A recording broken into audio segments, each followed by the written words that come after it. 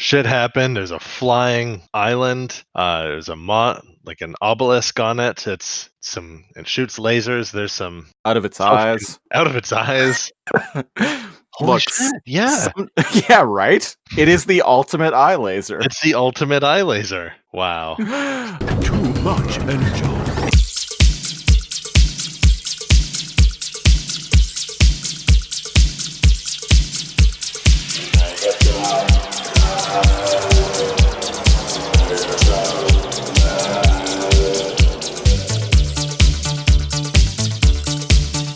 Greetings, Maximals. Welcome back to Too Much Energon, the weekly podcast where we review every episode of Beast Wars ever in production order, starting from the beginning. I'm one of your hosts, Christopher Siege. I am your other host, NeoCal. And this week on Too Much Energon, we are reviewing both parts of The Trigger. We are. Part 1 originally aired on November 18th, 1996, and Part 2 originally aired the following day on November 19th, 1996. These are episodes that I'm pretty excited to get to because these were some of my favorites as a kid. I went back and watched them a lot. Do you remember back in the 2000s where this was really common with anime, where they wouldn't release like a $50 DVD box set of a show? What they would do is they would release like individual DVDs with like four or five episodes from the season and charge like $30 a piece for them. Yeah. Did they? Was it that much?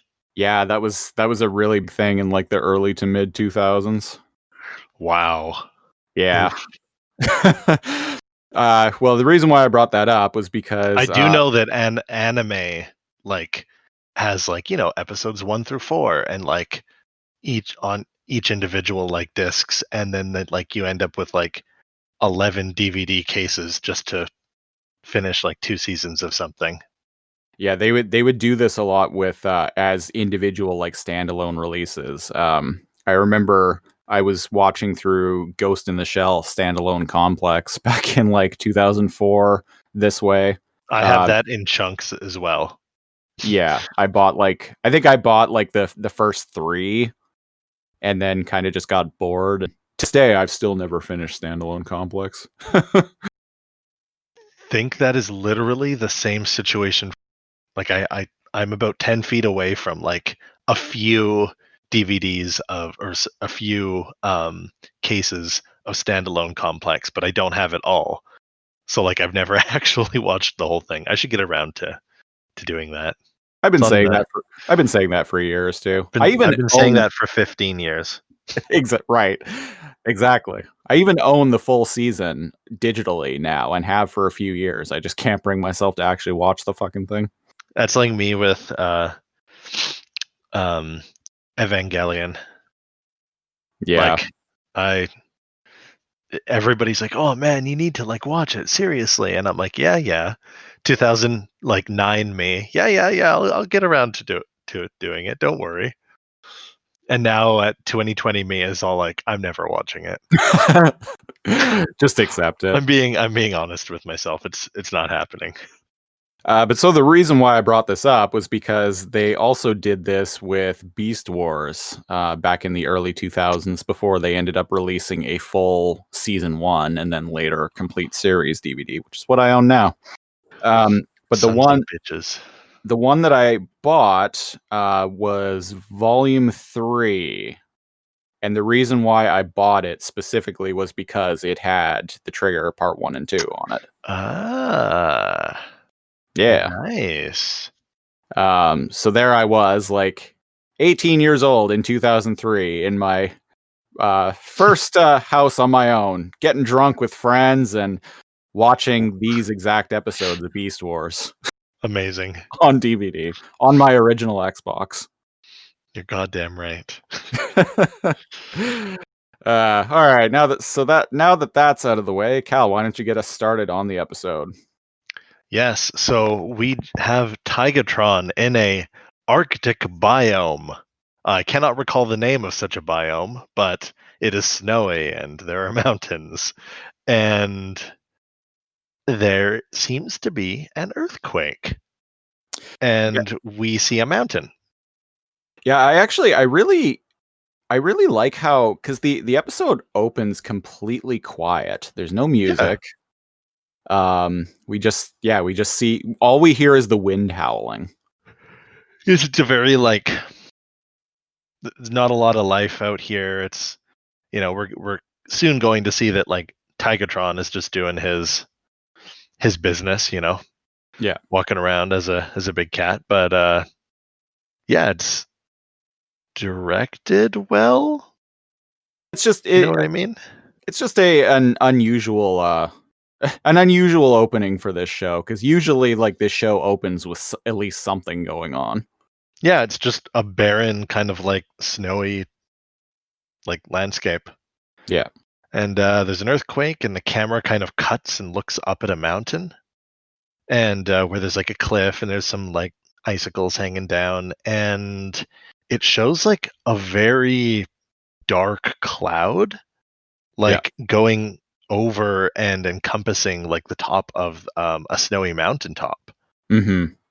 And it's knocking like rocks, snow, debris, and it cuts off of the mountain, and it cuts to Tigatron, and like a Looney Tunes episode, he's just him and nothing else is getting pelted by small rocks and like clumps of snow and icicles. Yeah. And he's all like shaking around like he's on the bridge of the Star Trek Enterprise. Or the Starship Enterprise. The Star The Star Trunk Enterprise. Star Trunk Enterprise. So he's clashing around on the Star Trunk Enterprise. Yeah, he's all rumbling around and is basically all like, "Oh, great, Caesar's ghost. What's going on?" Yeah. He's like, "What? There's no volcanic activity around here. How strange." Yeah. And then comically, as he's talking to himself, another like rock hits him in the head. Yeah. And as quickly as it started, the earthquake stops. And he's like, "Huh, well, that was weird." And he just goes about his business. Well, that was weird. I feel really in touch with this planet, but it still has its mysteries, and I have duties. Time for my weekly report. Yeah, so I like that he's got a weekly report. Yeah, so he like pimps away. He literally, I was thinking that too. He like walks away like he's got all this big tiger energy. He's got tiger blood in him, man. Wow, there's an ancient meme. I was about to say, wow, we're really keeping it current here. Yeah, with the pop culture references. Us youth know our Charlie Sheen references. Yeah. So, and then our favorite flyers appear on screen nearby. Yeah, our two favorite flying dipshits show up and are all like, ho ho, Maximal. And they fly away, and Pterosaur does his whole like thing. Craw! And I think one of them's like, let's bring the pieces back for. Maybe that's a different part. I think it is, yeah. That's a different part, yeah, where they talk about collecting his pieces. But we cut to Tigatron. This is so weird to me. Man, looking at these like snowy like landscapes and the textures that they use reminds me a lot of like that stupid snow level on GoldenEye 64. but anyway, it cuts to like, I don't know how they could have made this. This is so bizarre, but there's a giant like satellite relay up on the mountain, the snowy mountain. And Tigatron's it could have just been something that was in the cargo hold of the Axelon. Well, how'd they get it here? Optimus flew it. By himself? He super aped it there. Yeah, well, he can slow the spaceship's descent from the ionosphere, so yeah, he must be able to do that too. Or he flew it here in chunks. Or maybe Air Razor helped him too. Because she's a thing now. Yeah. Yeah, okay, that's Optimus more isn't believable. he isn't the only flyer these days. Thank God. They needed another one. Yeah, so Tigatron maximizes and this thing, it's like a satellite dish with a computer console on it, and he types some shit up and is all like, maximal base, come in. And Yeah, the blue satellite, laser shoots out of it. yeah. So this is clearly some sort of line of sight transmission communication array, hmm which it there is some consistency here because like hmm this is something that they've used before in the show. Yeah, if they get a direct signal, they can communicate farther. Yeah. Yeah, so they use laser tech to do that rather than radio. Yeah. The future, damn it. It is the future. Uh, And yeah, he rings the base up. yeah, so we're at the Axelon, and Optimus says to Rhinox, who's all like looking at his workstation. Looks Optimus is like all, he's looking at a map of the planet. yes. It is a map of the planet and its 2 orbiting moons. Hmm. And Oh, so if you look at the little map, Mhm. it's very clearly Earth. I'm actually checking it out now.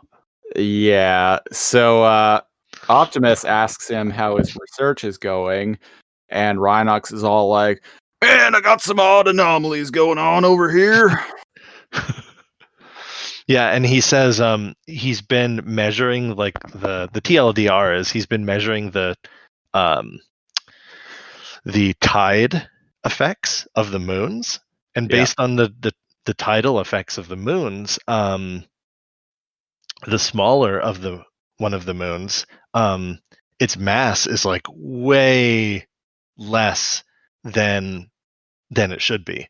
Yeah. So he's got like a little schematic up, and he theorizes that it's hollow somehow. Mhm.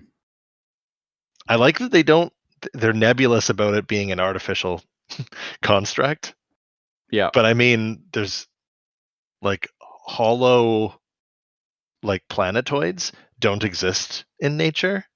No.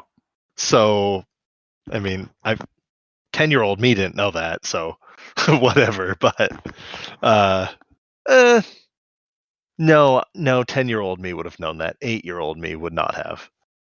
So for the listeners, if this is your first time watching this show, this might be something that may be on the test later. That's right. So just Wait, keep what exactly is on the test? That one of the moons is hollow? yes, keep it in mind. Or at least Rhinox thinks so. Yeah. And it kind of shows a cutout of what he predicts the moon to be, and it still is a core, but it's like a disconnected like core. Yeah.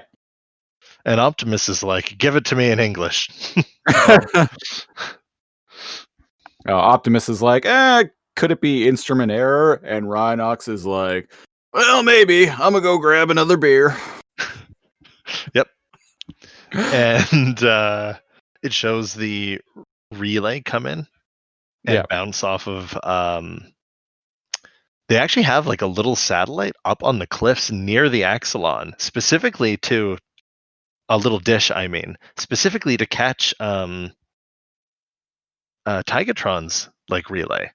Yeah. So I wonder how I'm many curious how they aligned that. I know they're robots, but yeah, also, that makes me wonder how many of these things there are out there. be cool if they had like a big network kind of set up. Yeah. The fact that it's a blue beam in the visual spectrum probably really helps. But like you would think that if they have several of these little things, relay things for Tigatron to use to radio in, you would think they would need to position all of them a certain way, and there would need to be like several dishes to catch the signal to bounce back to the Axelon. I don't know. I don't know where I'm going with Who this. knows? These are special lasers. They're blue light lasers. They don't diffuse or anything. Maybe it doesn't work if it's foggy out. Maybe Nobody knows. nobody I mean, will. they do. Nobody will ever know. Not even Christopher. No. But they work. Here's the laser thingy, and it works. Yeah. And so Rat Trap answers the comm, and he's all like, "Yo, you've reached Good Guy Central."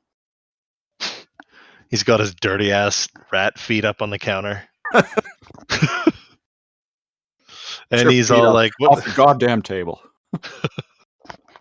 I wouldn't have any of that if this was on the dark side. Filthy Maximals. And Tigatron's like, hey, how's it going? Not much going on up here. So what are you guys up to? And then he's like, no enemy activity. He's like, ho, Rat Trap. This is a peaceful, like, quiet place.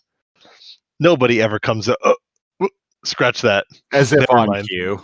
All of a sudden, on the little screen of the computer, the Tigatron, which also functions as a radar. Apparently. Yep, I was just gonna say there's a little radar screen on there, and it shows two blips coming toward him, and he's like, "Uh-oh." I spoke too soon. And as dramatic rock theme plays, Pterosaur and Waspinator transform and immediately open fire on Tigatron, who's all like, "Shit, guys, I was wrong. I'm being attacked." Yep. And why are they out here? Specifically just to take Tigatron out, I guess? You know, when I was watching this a few days ago,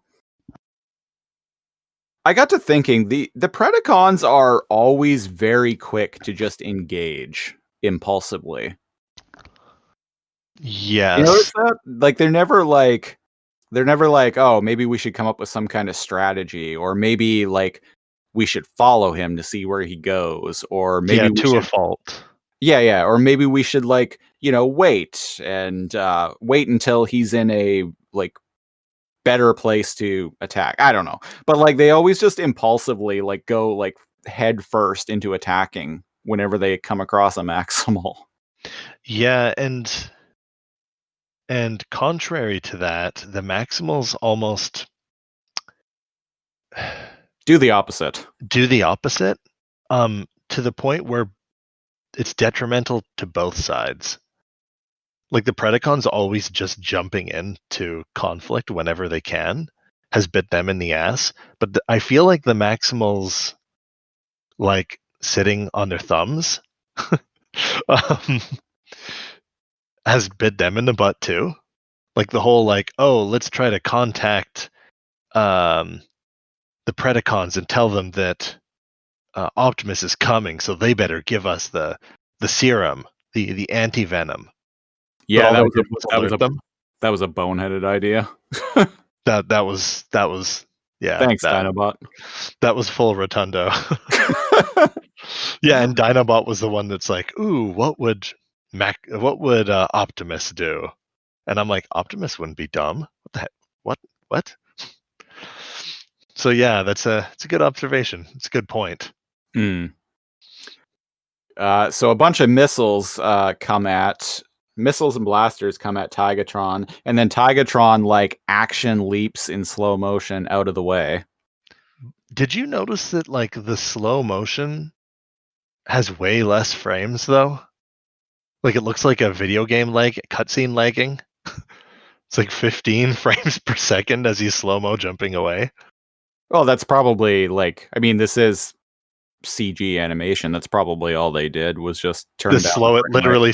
Yeah, that's what I think. Because I'm like, wait, this isn't slow motion. This is just like, yeah, it's really janky looking, kind of jarring. But I was like, whatever. It's a simple way to make a slow-mo effect. Their fire effects are way better than their slow-mo effects. So amongst the barrage of fire from Pterosaur and Waspinator, the satellite relay thing gets knocked over and tumbles onto Tigatron. Yep. Who's all like, and then his radio cuts out, and we're back at the maximal base. And and they got radio silence from Tigatron. Yeah. And Rat Trap's all like, "Oh, come on, man, say something." Tigatron? Tigatron! Dun, dun, dun, dun. Dun, dun, dun. We made it 11 and a half minutes before we referenced Metal Gear. There's our one for the episode. Yeah. And so Rhinox, this is cool. Go ahead. Rhinox says to Optimus, he's all like, "Just go, I'll alert the others." And so Optimus is like, "Prime Jet's on," and the roof of the bridge of the Axelon opens up, and Optimus super apes out of there at top speed. Yeah, we've never seen that before, which is rad. Haven't we? The ceiling opening up? Not yet. He's always exited through the that one little platform that goes underneath the Axelon. Oh yeah, the elevator platform. Yeah, and he's like put his face like shield on, and he's activated his jets before, but the top has never opened up like that. Oh, so I think that's super rad. Now Optimus and AirRaiser can jet in and out at their leisure. They're like, "Well, the show's a hit, guys. Here's some more money." Shut up and take our money. Throw in an additional platform. Why not? How about a sunroof? Now we don't need to just mirror image the bridge. We can actually render an entire bridge. 11-year-olds won't notice this, but boy, oh boy, did we! The second it happened. Yeah. My partner was like, "Is Tigatron's gun like made out of like brains?" Oh And yeah. I was like, "No, it's intestine." She's like, "Ew, that's not better." And I'm like, "It's the same as Cheetor's gun." She's like, "What?" And I'm like, "Oh, don't listen to the show, do you? We have discussed this at length." Oh. The truth comes out at last. And well, the reason I mention that is because the tower falls over. Tigatron is like screaming, and he gets like squished by the communication relay, and it just kind of shows his like there's silence as it just shows his gun like lying in the snow, and he's dead. We never see him again. He is squashed. Now, one thing I want to point out here, with him being squashed, is you can actually see the ball joints connecting his his pelvis to his legs. Oh yeah. Also, how strong is he? Oh, you can. Yeah. Like he looks more like a transformer, like a toy. I mean, than any of them have. Well, yeah, because like he's even posed like it. Yeah, because the toys actually did connect with ball joints that looked exactly like that. Amazing. Oh, while he's squished in the snow here, if you pause it, you can see a face on his like codpiece. I wondered if you were going to bring that up. I can't not see that. What has been seen cannot be unseen, damn it.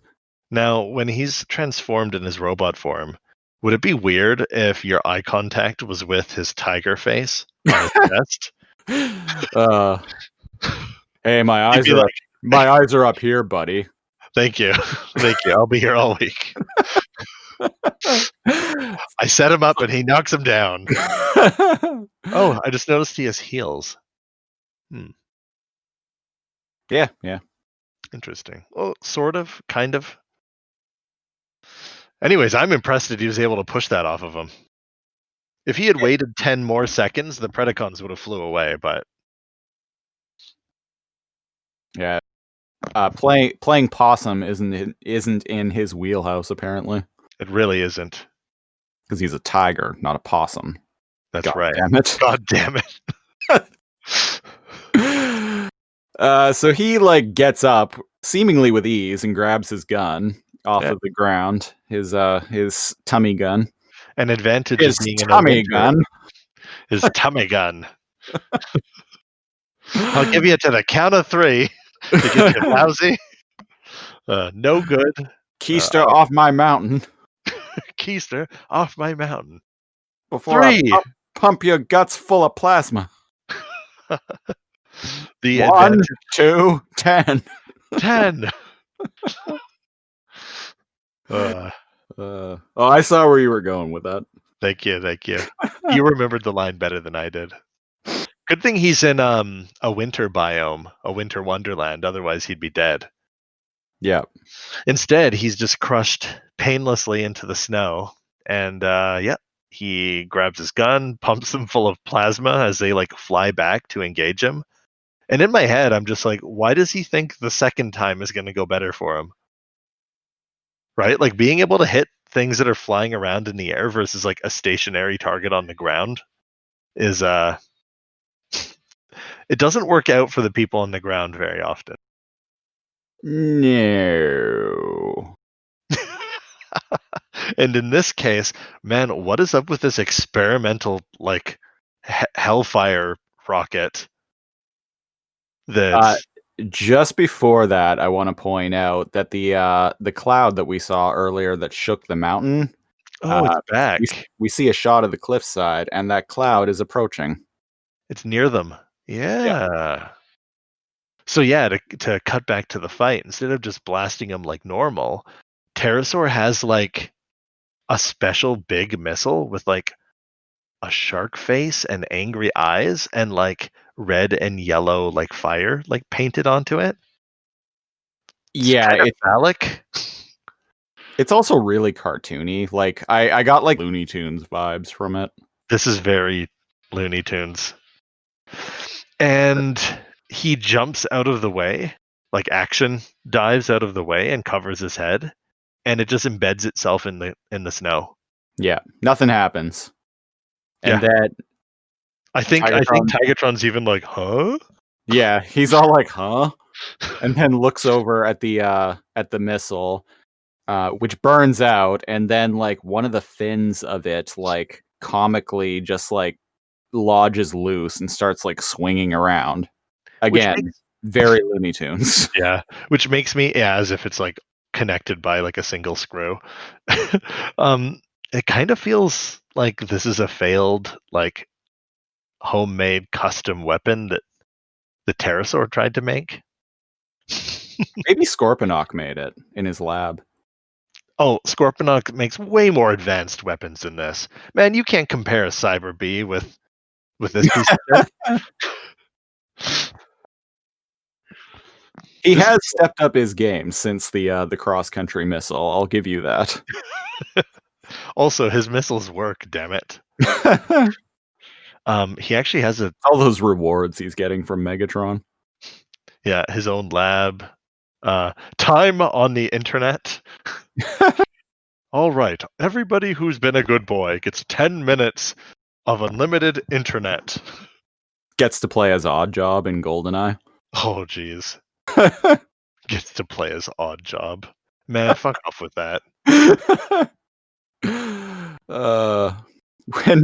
Quick sidebar, when I read recently that Sean Connery died, I commented on Facebook. I'm like, I wonder if Oddjob got him with proximity mines. No one laughed. Oh, I didn't even notice that. I was like, oh, fucking proximity mines.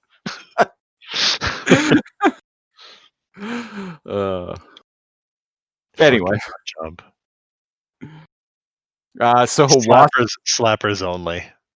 So Waspinator just unleashes like full auto his like stinger bullets and shoots the failed shark missile, and then apparently he can do that.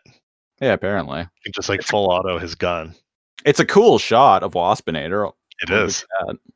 And he inadvertently, he blows up like Pterosaur's missile, and this sends him kind of like skittering off the edge, but not quite. Tigatron.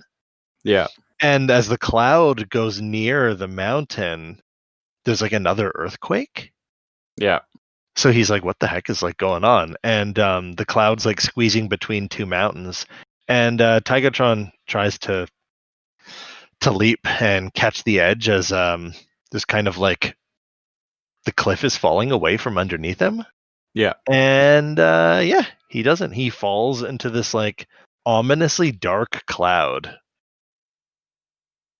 Yeah. And so Waspinator and Pterosaur transform and fly under the cloud, and Waspinator's all like, "Grr, where Maximal go?"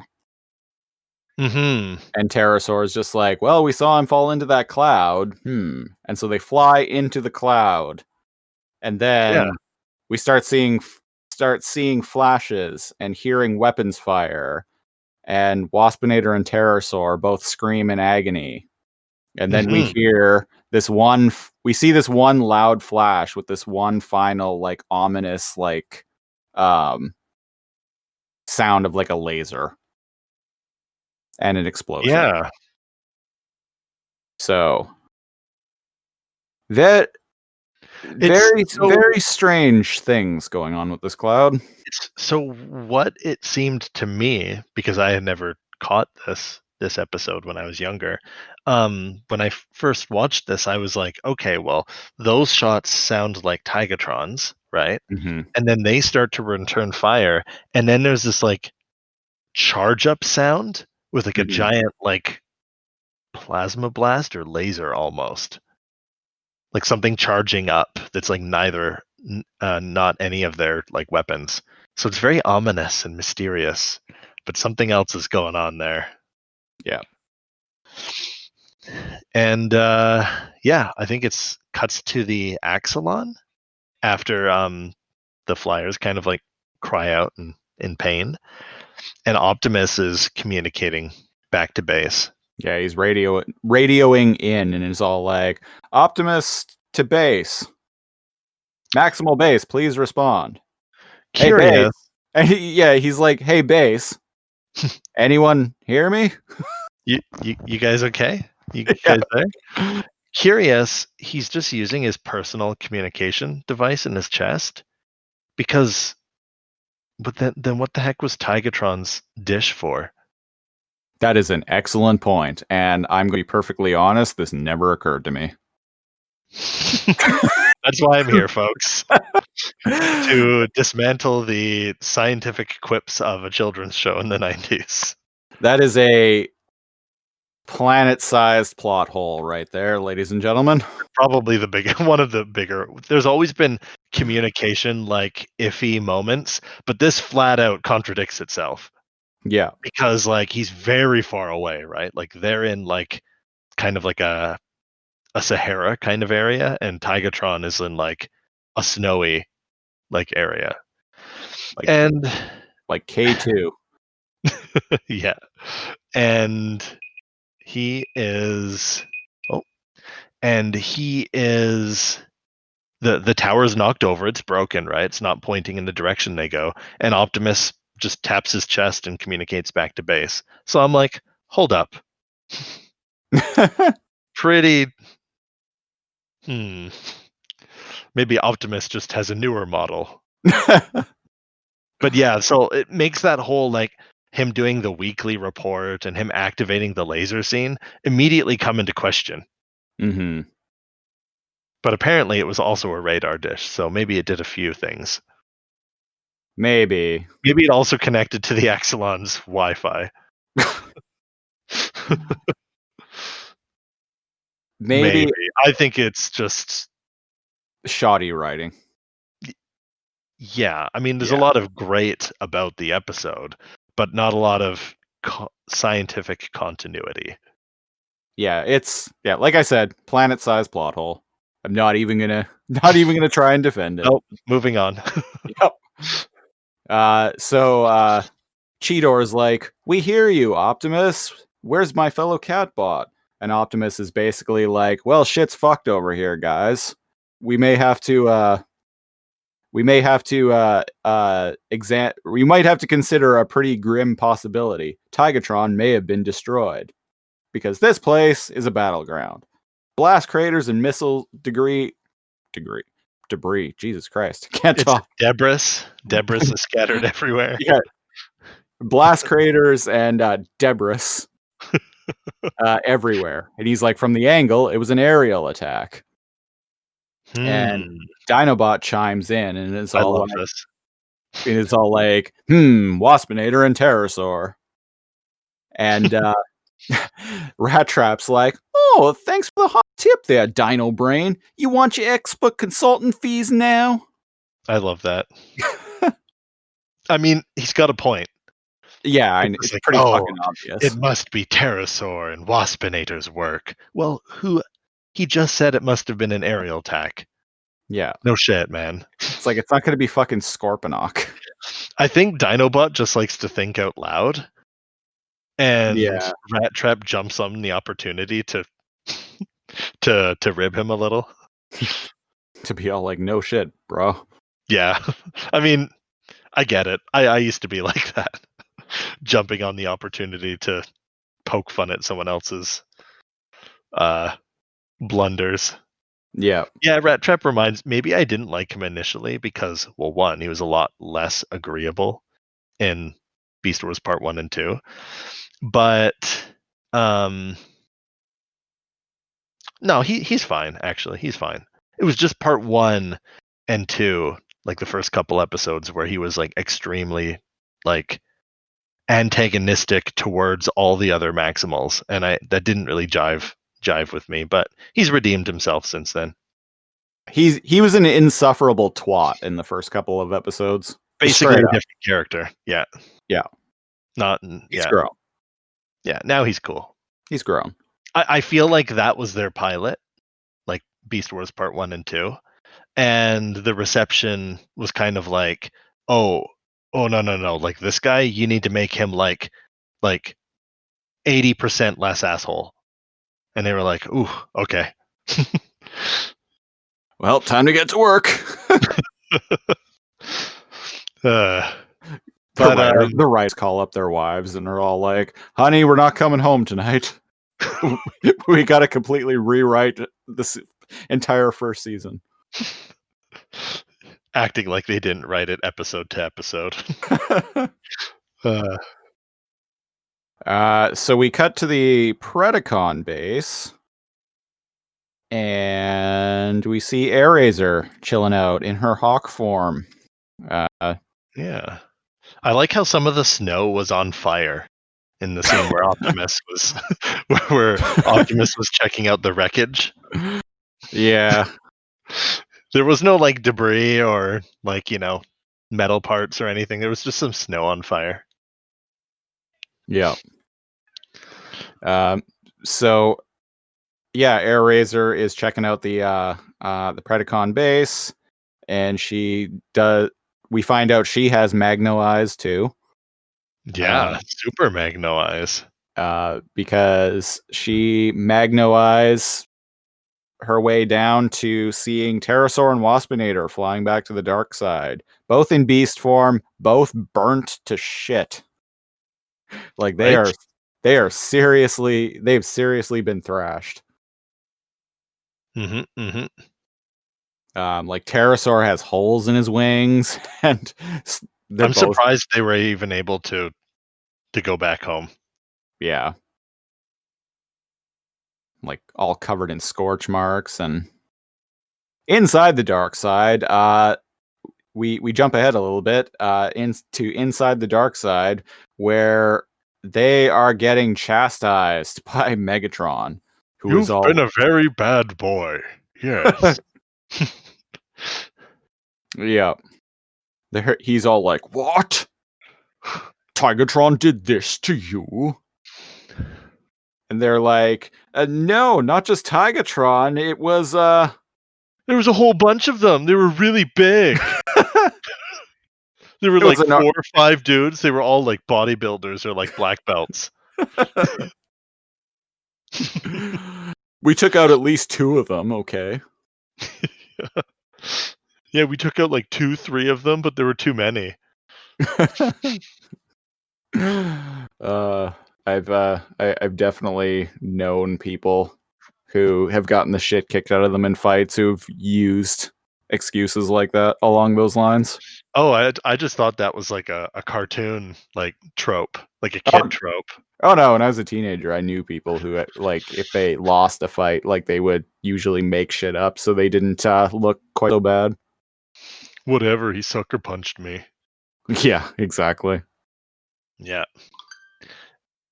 Yeah, at one point there is Optimus like fixes that relay. I just noticed. Yeah.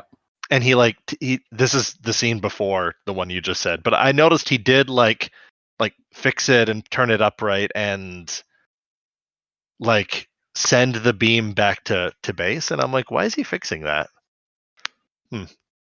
Maybe for the radar, maybe so he could try to find like Tigatron signal, because he said he can't find him anywhere.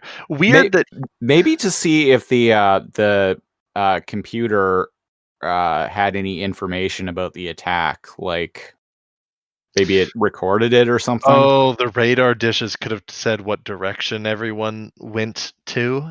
Yeah. Yeah, or like picked up an anomaly. Like, spoiler, it doesn't. But yeah, that would stand to reason he could get some data from it. But no, he just uses it to like communicate back to base, even though he was doing that beforehand. Optimus is usually the optimist. I'm glad you find that funny. Optimus is usually the optimist, but it's weird that he is the first one. I know this was a few scenes back. He was the first one to go, we have to accept the possibility that Tigatron is gone. And I'm like,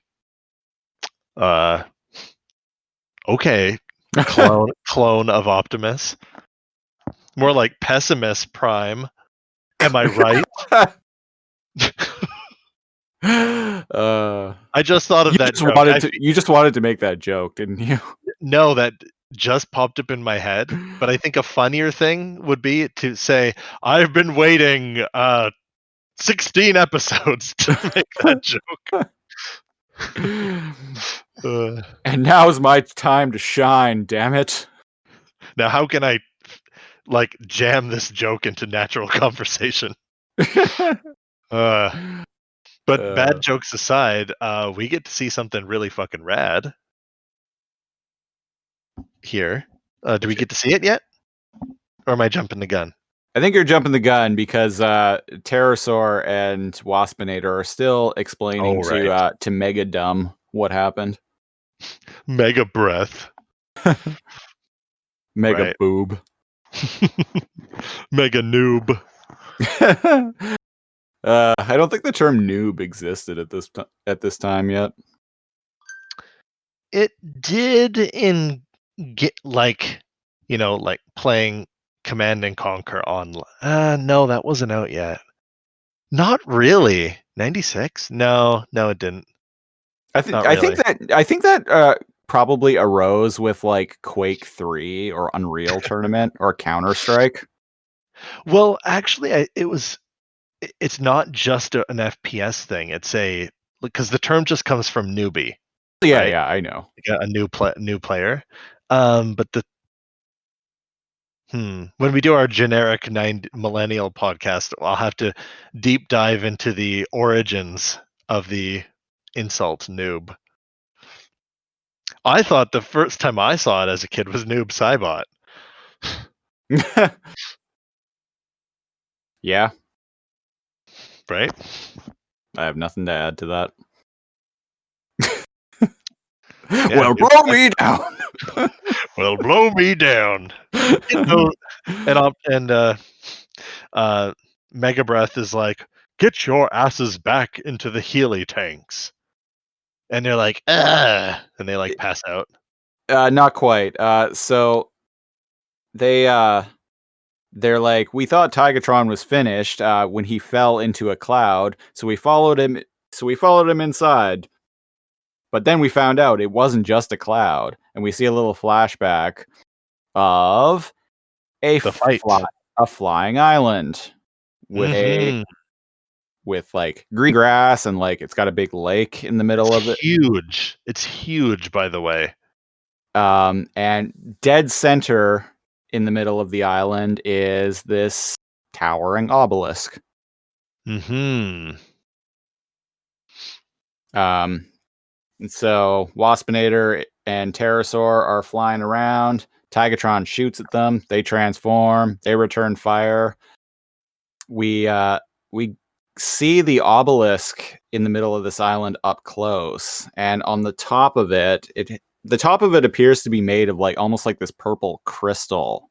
Yeah, it's a purple, like, or metallic crystalline kind of thing, and there's a triangle because the very top of the obelisk forms like a pyramid. Sorry, not a triangle. Yeah, a pyramid. So like four sides, Yeah, and on each face as an of the obelisk do. pyramid, as obelisk do, and each like on each face of the pyramid on the top is like a triangle with like an eye etched into it. It's kind of reminiscent of like the Eye of Horus to me. It's some Illuminati bullshit, I tell you. Which, listeners, if you don't know what the Eye of Horus is, give it a Google. Yeah, it's very So the similar. It seems not quite like a human eye, but not quite like an animal eye. the top of the obelisk starts glowing, and we hear a sound like it's charging up, Yeah, and it gets like super bright, and then shoots this concentrated orange beam directly at Pterosaur and Waspinator, and blows them back. Chunks fly off of them. it takes two shots, yeah, and chunks fly off of them, and they are out of there. I didn't realize that that was a flashback sequence that they were revisiting. Oh yeah, yeah. Yeah, that's how it's revealed to us. Interesting, like interesting narrative in this one. Like they're really like making that floating island mysterious as fuck. Mm-hmm. So Pterosaur is like, we barely made it back, and then collapses. And then And the camera spins around Megatron as he's talking to himself. It's weird but interesting. yeah, it's a cool shot. And He's like, talking to us. Yeah. yeah, he's talking to himself, but it kind of looks like he's talking to it looks like he's talking to the camera. Yeah. He even like turns to look at them to like tell them to get their butts in the restoration chamber. Yeah. And then they just kind of they don't move. And then he turns back to us. Yeah. And he's all like, a flying island concealed from view. Yes, which contains a powerful weapon. And he's all like, such a tactical advantage could end the Beast Wars once and for all. And now They he love saying that. yeah, and Both now sides have said that so many times. he tells them to get to the hot tub heal machine. Hot tub heal machine. Yeah, and coincidentally, while he's been talking to himself, Scorponok and Black Arachnia are just chilling on terror boards Yeah, nearby. It's interesting, like Scorponok is like arms by his side, like chest out, kind of like a soldier. standing And at attention. yeah, and Black Lady Arachnia. Arachnia is like has one leg crossed over the other, and she's just like chilling. Yeah, she's like leaning onto. She's got like leaning her hip against the handle, like the control handle of the terror board. Yeah. Just all casual. Hmm. So Megatron orders them to go check out the flying island, and Black Arachnia is like, you don't think it would be wise to figure out who created such a powerful artifact or why? And Megatron gets all pissed off, and he's like, no, fuck that. We need to take control of it. Then we can look into it. Now shut up and do as I say. This is another time I'm like, no, he's right. Like you could spend months like like, on an archaeological like expedition trying to figure out who made it, why they made it, whatever. Or you could go check out the fucking Rat Island Yeah. and then figure that shit out later. Yeah, I mean, like, what are they gonna like? It's not like they can just ask around, like, No, like, no. like, hey, you over there, zebra. Yeah, you ever see a flying island? You know who built it? No? What's that? You No. can't even speak English? Well, fuck you. Yeah. Inferior life form. And then you eye laser it. And then Black Arachne eats it and continues on. The Adventures of Dinobot and Friends. He becomes an archaeologist. He has an Indiana Jones hat. Ah, it belongs in a museum. He like wears a duster. Fuck yeah. I know some I know what fan fiction I'm writing. Part 2 of the Lone Raptorbot Chronicles coming soon. Yeah, he's got a little whip. It's his drill rapier. Oh, right. It converts But it's into a whip. Castlevania. Yeah, he can like convert it into a whip. Yeah. Fuck yeah. So Black Lady Arachne is basically just like, yeah, all right, whatever. And so she whacks Scorpion across the head and is all like, Shellhead, let's move. And Megatron's like, one moment, Scorponok, yes. And so Scorponok, he gestures for him to come here, to come closer. And so Megatron starts like whispering something in Scorpion's ear, and I like how his like pinchers are like clattering here as he's being like explained what he's supposed to be doing. So yeah, Megatron gives Scorponok some sort of 411. Black Arachnia sees this, doesn't really like it. She she literally like puffs her tits out over it. Okay, I'm glad you mentioned that. For real. Yeah. I was like, is it just me or yeah, like so it doesn't show the audience, but Megatron's whispering like apparently like secret orders probably, right? Yeah.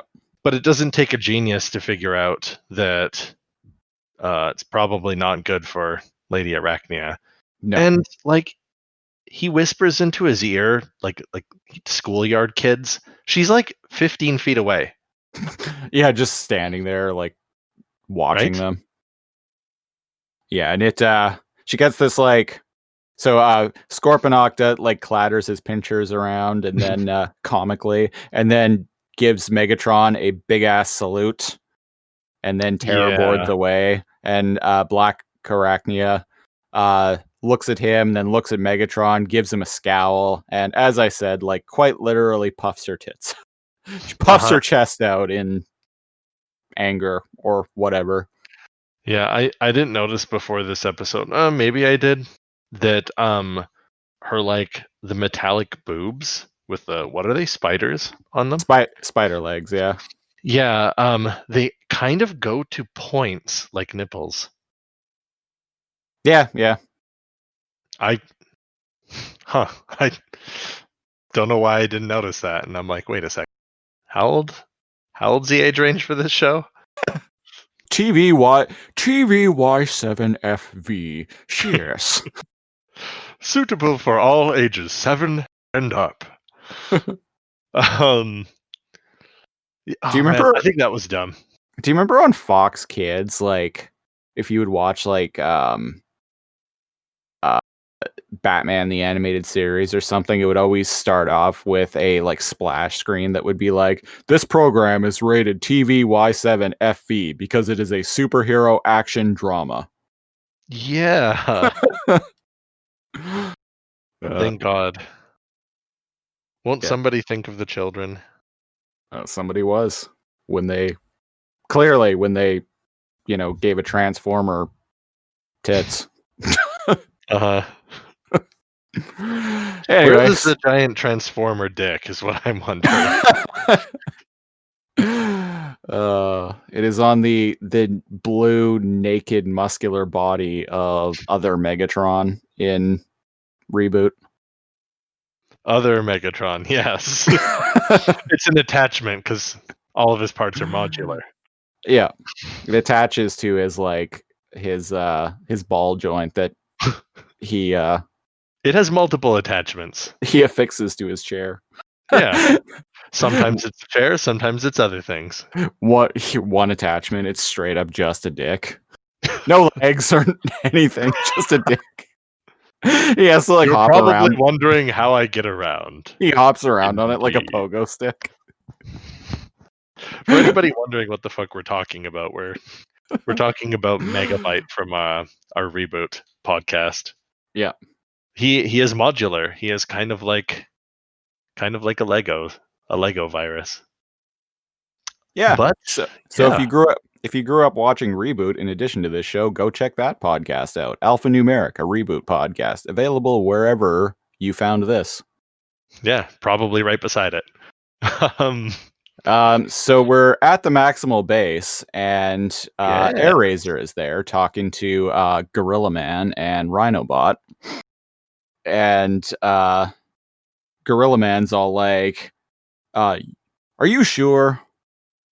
No, Are like you no shitting me? like no context to what we're talking about, but we can probably figure out. You can piece it together.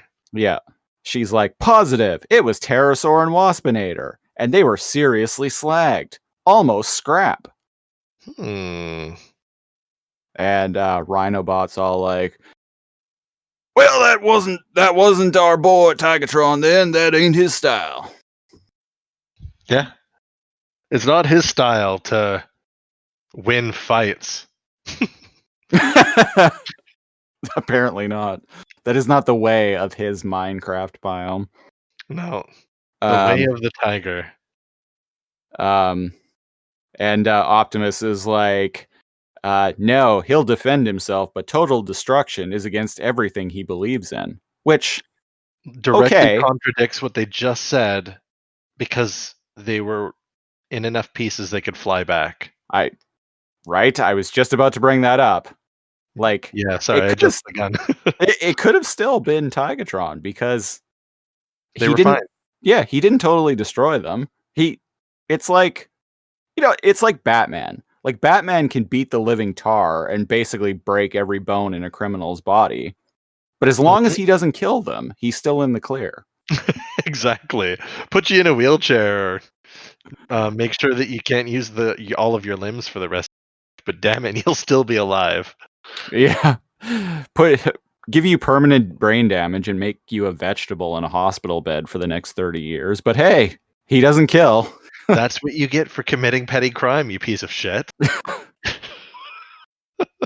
Yep. That's what you get for putting on like really shitty clown makeup and following named the Joker seriously.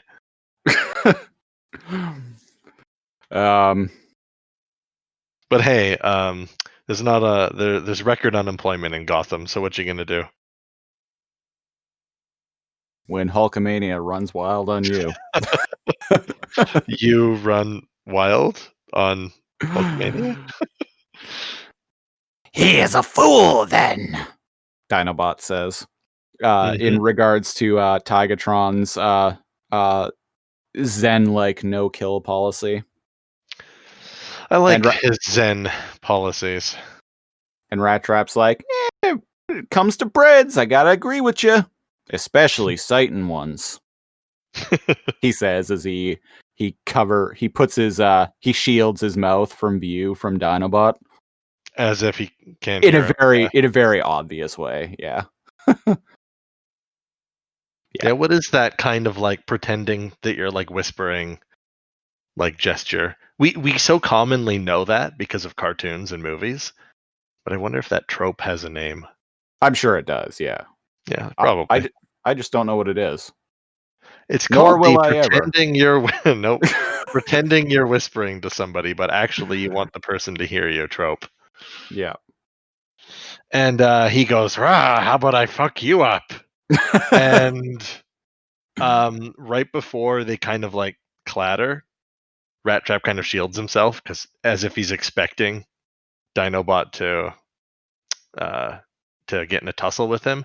Cheetor comes out of nowhere like 100 miles an hour. Dinobot, who is in And- raptor form, we should point out. Yes. Oh yeah, he is. Yeah. And Cheetor comes out of nowhere 100 kilometers per hour. Or should I say 160 kilometers per hour. He dives in between them. And 100 lands on the- megacycles per There we minute. go. Per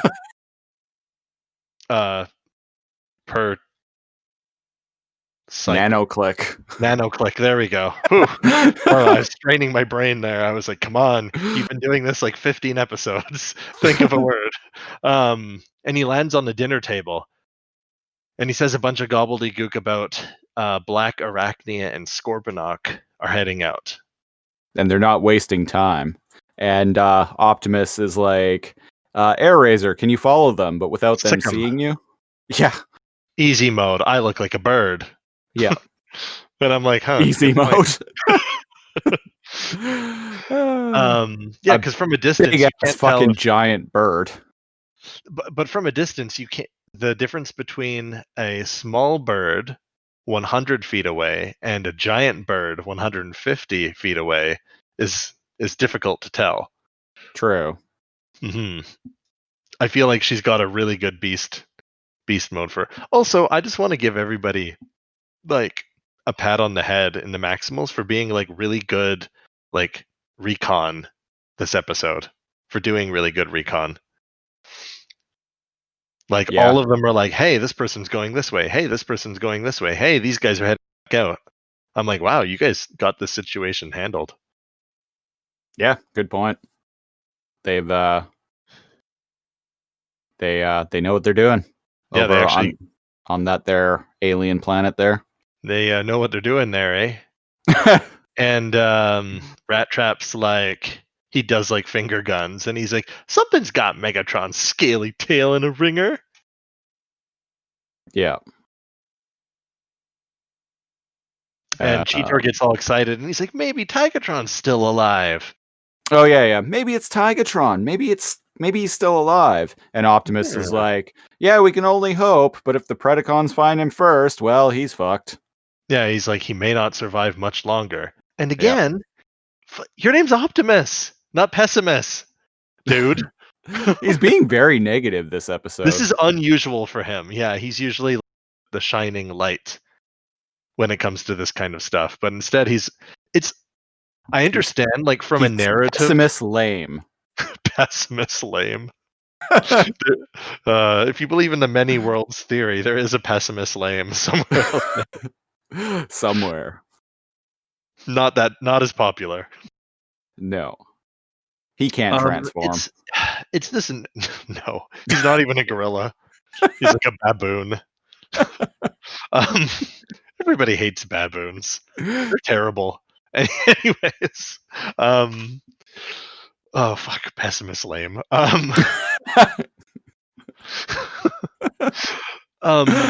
The writers do this thing where, to like subvert expectations, they have the characters act contrary to their usual personality to like puff up like the drama of the episode. And I don't feel like that's necessary, but I also don't understand the psychology of like an 8-year-old.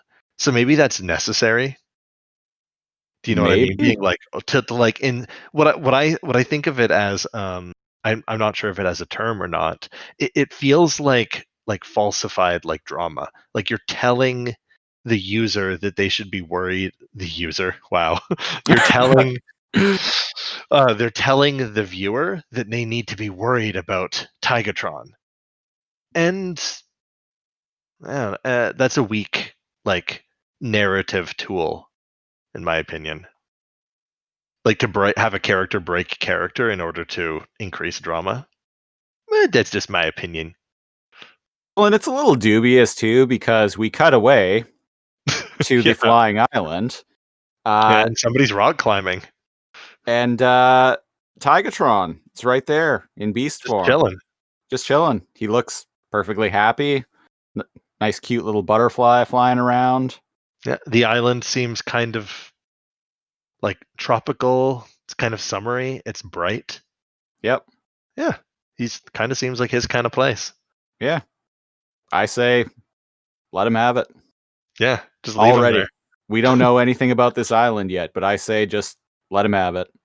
I felt like that too watching this. I was like, can he just live here?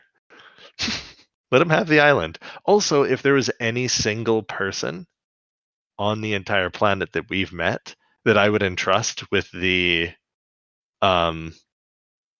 floating island with the giant obelisk of death, it'd probably be him. With the towering death ray. Yeah, specifically because as they just spoke about, he doesn't kill his enemies. Yeah. So if there had to be a keeper of the island, I would choose him.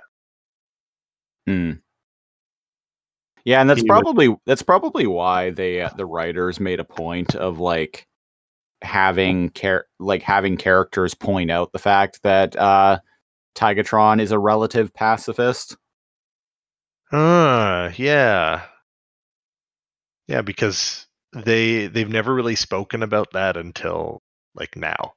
Yeah. Yeah, so they're trying to probably make a point that he is this mostly peaceful entity. Yeah. And so he's walking around, and it's relevant because he's walking around this island, like basically talking about how peaceful it is. Yeah, he's like, hey, a cat could retire here, and he walks by a rock with like a symbol on it. Yep, the symbol starts glowing too. What does the symbol even look? Does it look not like a cave not glowing? painting? It becomes emissive. It starts like emitting light. Yeah, like And as if it's activated by his proximity or something. yeah, And and the ground falls out. moments later, the ground starts rumbling and then just caves in, and Tigatron leaps out of the way just in time, because if he hadn't, he would have fallen All the way right through the island. earth, right through the Yeah, island. and I'm like, that structurally doesn't seem like a good Home Alone trap to me. Just putting a hole in the structure. Yeah, And then the weirdest. Go ahead. maybe it self repairs after a while.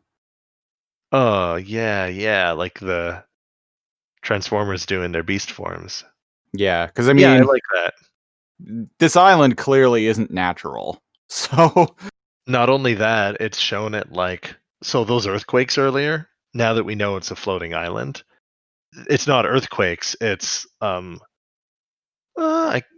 a way you can kind of say that they are, because earthquakes are just like tectonic movement and volcanic activity, right? But it's this floating island grinding up against the mountain that Tigatron was on. yeah.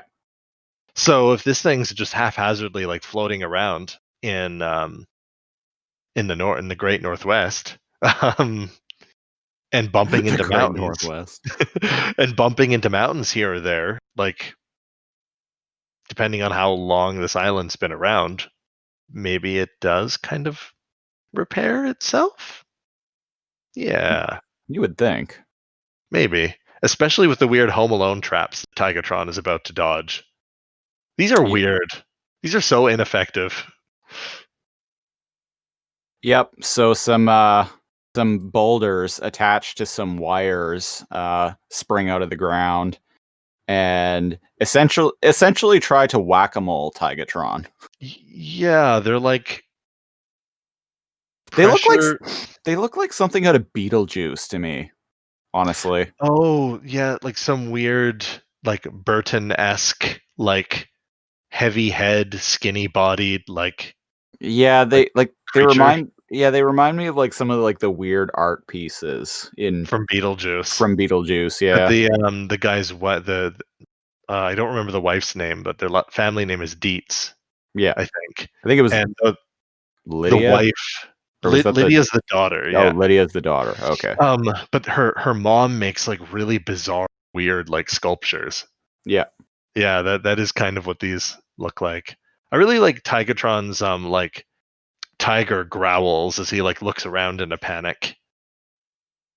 And he maximizes for some reason. Probably it gives him more options. Yeah. And So these things are really bad at what they're doing. Yeah, so he runs past all of them, goes into first person view. He's like zigzagging around them. And then finally a couple are about to slam onto him, and he's all like, fuck this, and gets out his tummy gun and blasts them to pieces. Problem solved. Problem solved, and he survives. Except the obelisk starts humming and glowing again. And Tigatron's like, well, shit. And it blasts another one of those orange lasers of death at him. Yeah, one or two like giant laser shots shoot out, but he like action rolls behind like giant boulders because the area is kind of rocky. So this means that it's not perfect. Yeah, he hides behind a rock. You said like 10 episodes ago that there's a lot of that in the show. Yeah. So it means that the laser's not perfect, and it's not even a laser, because if it was a laser, it would move at light speed. So the plasma blaster isn't perfect, and it doesn't just keep firing at him until he's dead. It just, shoots at you once or twice and then calls it a day. Yeah, it doesn't appear to like have any sort of like tracking fire abilities. Like it can just send out a blast like wherever it initially detected something. That's what I was thinking too. Yeah. Yeah, if there's something within range that it kind of like detects, it like shoots it off, but it didn't happen until he had fired his plasma gun. So that's kind of like telling the audience that this thing is activated by like energy weapons. And indeed, Tigatron says to himself, it would appear that energy weapons are not welcome in this land of peace. So he's put this together immediately. Yeah, in case we didn't. But I'm okay with robots talking to themselves. And I think he says, then let me be a visitor, not an invader. Yep, and he goes back to beast mode. I really like Tigatron in this episode. I jive with that. Yeah, I mean, with his feel. I mean, it's not a tall ask in my opinion. Just don't shoot shit, and you're fine. Speaking of which people not to tell that to, that wouldn't listen to, hey guys, just don't shoot shit. We cut to discuss some disgusting arachnids. Yeah. And they're in the frozen north. Yeah. And interestingly, not just the cloud that the island is moving in, but the sky itself has dark clouds. Like it's like Nanaimo weather 24/7 up here. Mm-hmm. And I actually dig it. And I mention that because when it just showed Tigatron, it was very sunny. Yep. So I'll come back to that, but the island seems to have its own self-contained ecosystem and its own weather patterns. Yeah, and indeed its own sunlight, because it was very sunny in there, but outside it's very cloudy. And we'll actually get to see a really cool effect later that has to do with that. Mm-hmm. But to join Scorpion and Lady Arachnid, they're chilling. When when she was like leaning, like with her legs crossed back at the dark side, and she like smacked him in the shoulder, and she's like, "Come on, Lugnut." Yeah. I turned to my partner when we were watching that, and I'm like, "They're fucking, aren't they?" Like they don't like each other, but I mean, you got to get laid, right? And I'm like, yeah, they're fucking. I got a weird like angry like friend with benefits vibe from that. No, just me? Okay. I don't. He seems like way too much of an idiot for her. Well, okay, who else does she got? So there's Waspinator, even dumber somehow. Pterosaur, again, dumber. Dinobot would be prime, but that Alpha Chad is like off with the Maximals. You got Megatron, who's way too narcissistic. And then you got Scorponok. So I mean, beggars can't be choosers here. I can just imagine like all the hate fucking Black Arachnia and Dinobot would do. Oh man. On the next episode of the Lone Raptorbot Chronicles. That That is Jeez. Dinobot's masturbation fantasy as he's alone on the planet. He's not thinking about himself and Black Arachnia. He's thinking of Scorponok and Black Arachnia. Sure. Yes, call him a bitch. Now choke me. I mean him. Hey man, it gets lonely when you're the only transformer out there. So the disgusting arachnids spot the cloud, and Lady Arachnia is like, yeah, basically, Pterosaur and Waspinator are rotundos, but the description fits. So the flying island's got to be inside that cloud. Mm-hmm. And Scorpion is like, I'll check, and transforms and shoots a cyber bee off into it. Yeah. So yeah, he still got him. Yep.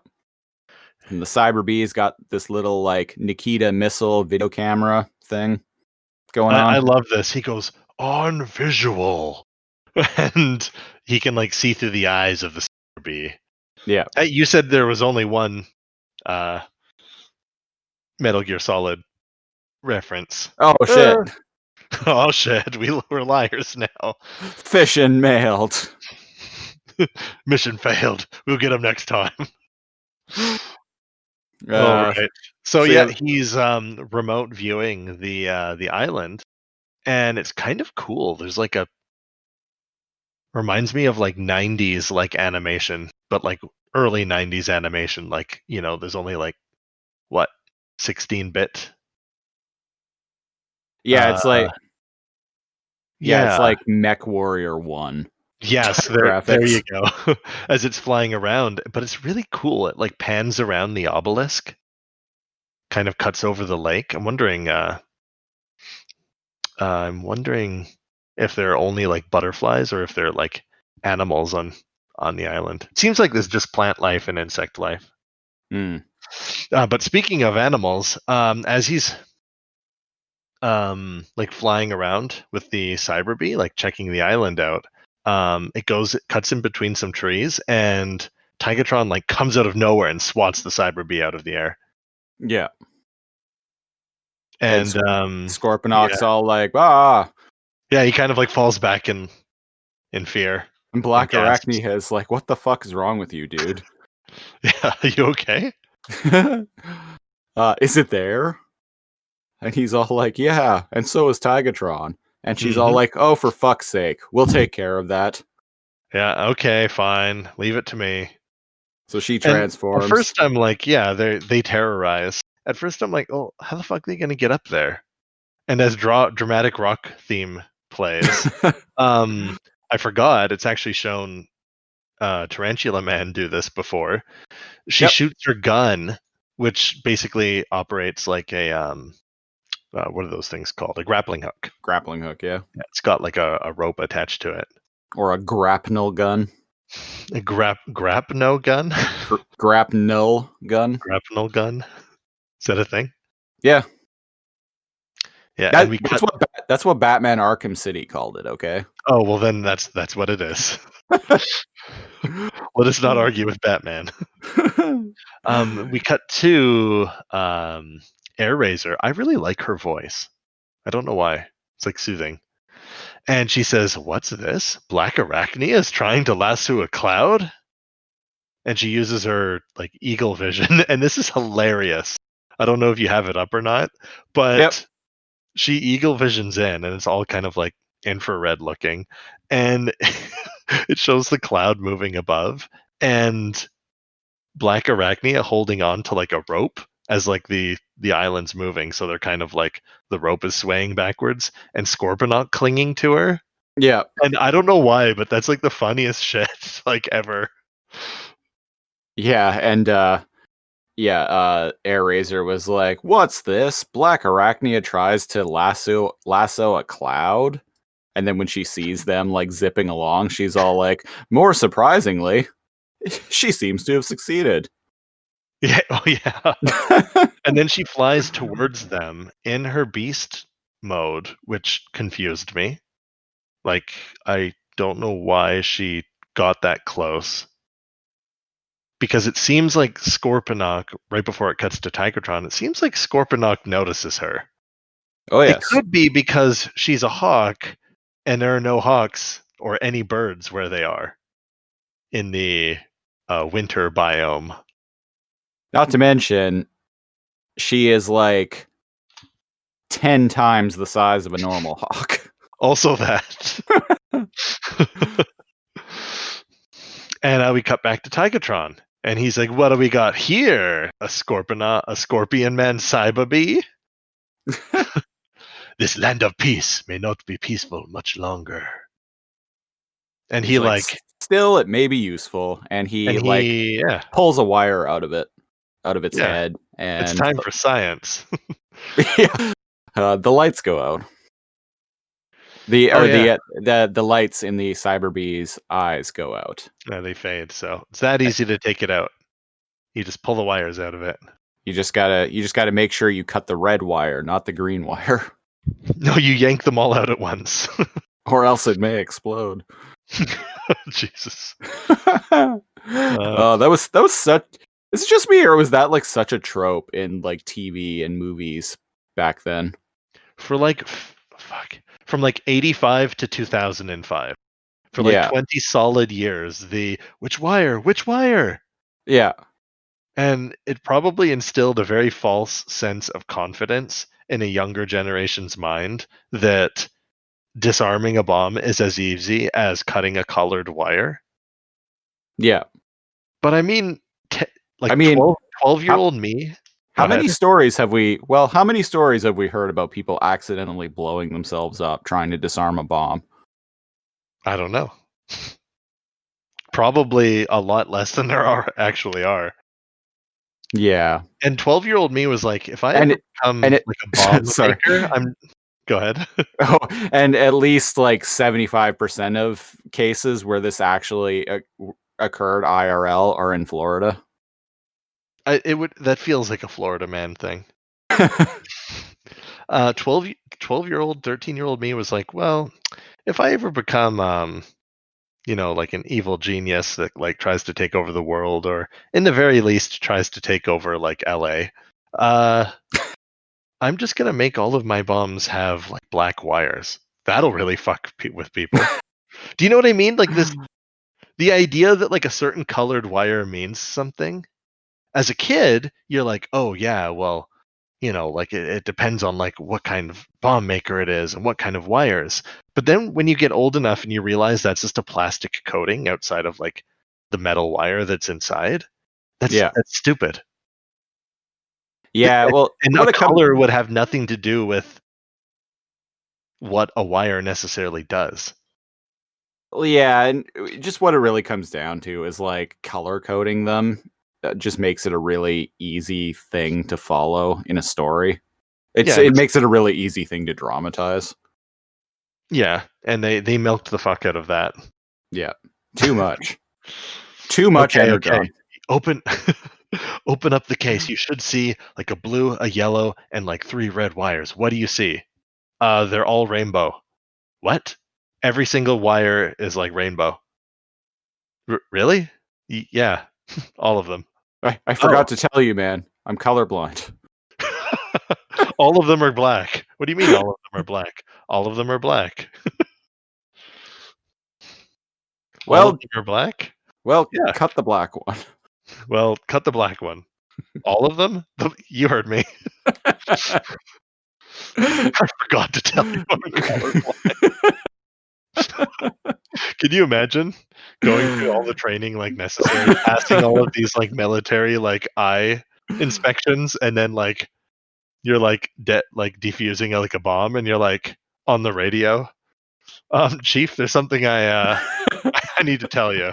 What is it? I'm colorblind. What?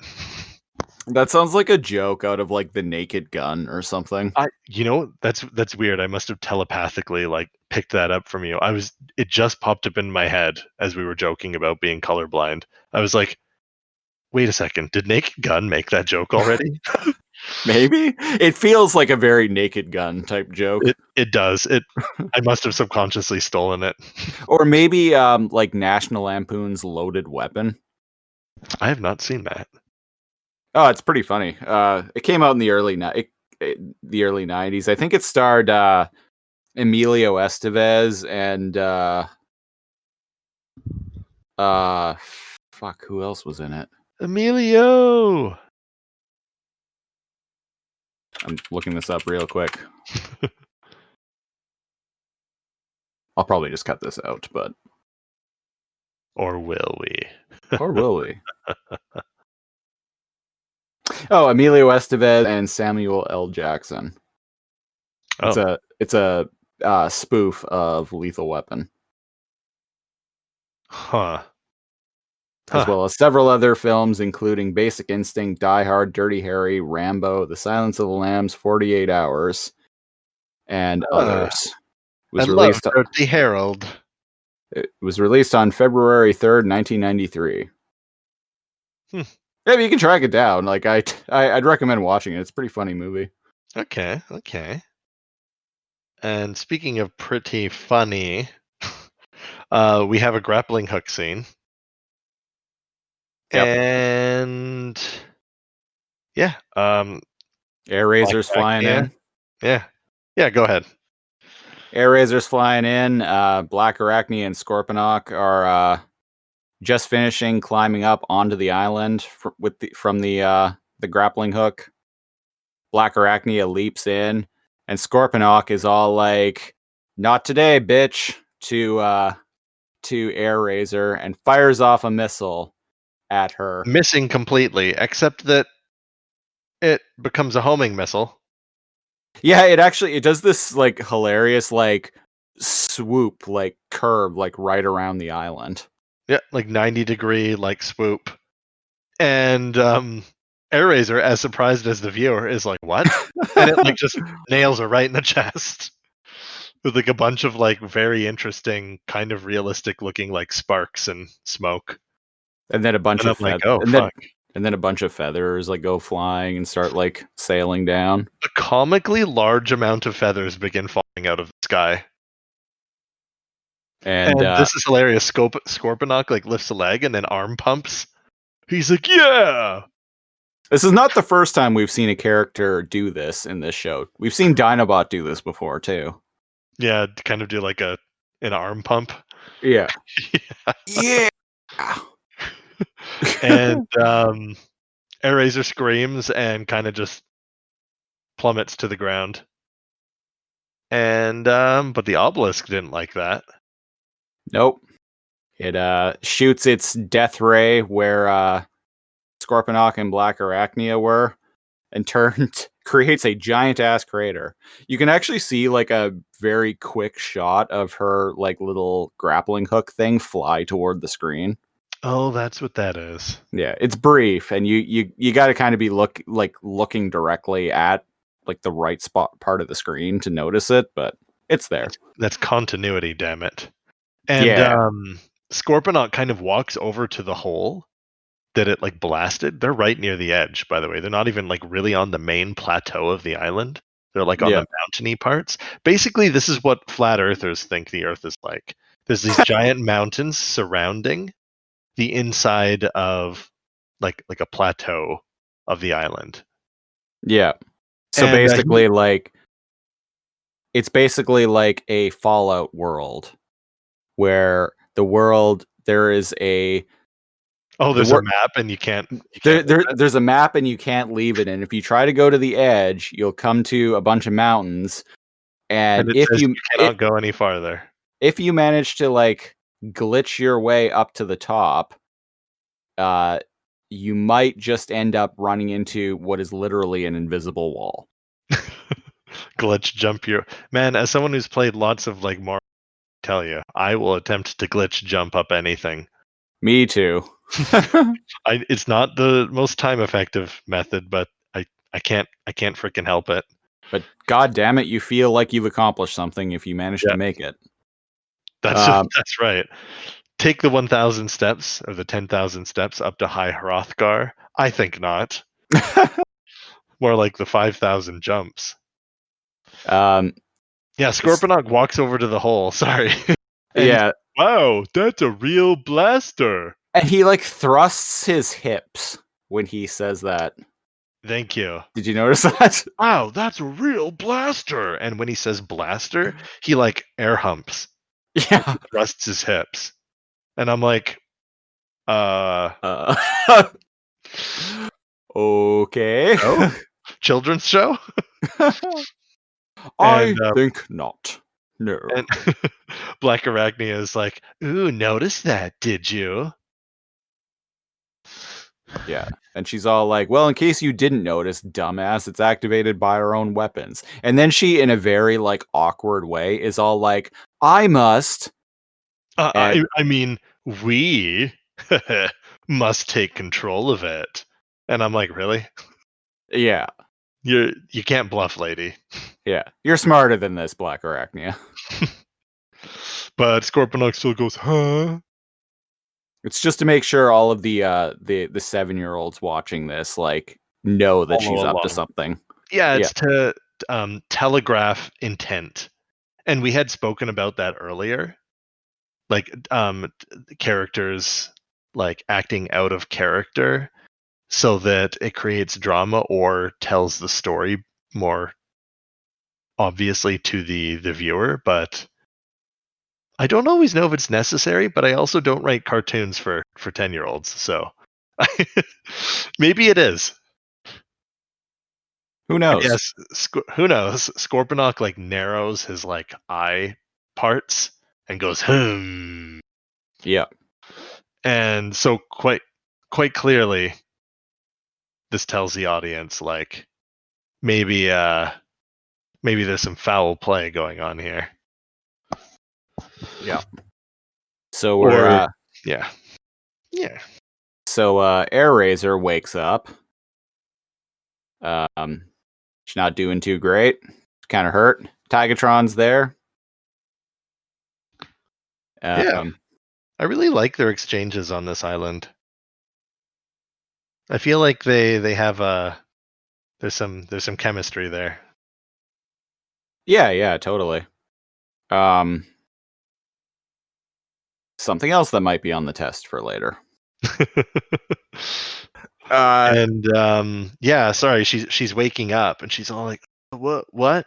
And Tigatron's like, stay still, you've been hit. He's like, I intercepted one of Scorponok's cyber bees, and I was able to reprogram it and send it back to the maximal base to warn them. And he's like, with luck, it should have reached them right about. And we cut to the Axlon. Right about meow. Right about meow. Right meow. Right meow. And he did. Good for him. Have no idea how he did that with his paws, but he's a scientist, damn it. So, well, he could have transformed. Okay, fair enough. Who knows how long she was out? Cycles, clicks, nobody knows.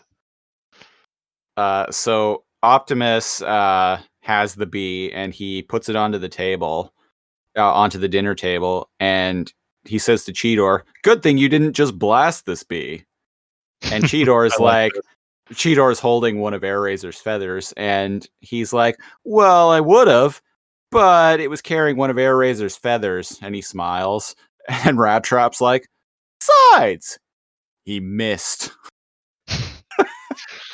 And Cheetor hangs his shoulders, and he's like, "Yeah, that too." So he did try shooting it out of the air, but it He reached did. the ship before he could hit it. Yeah. He just sucks. Womp womp.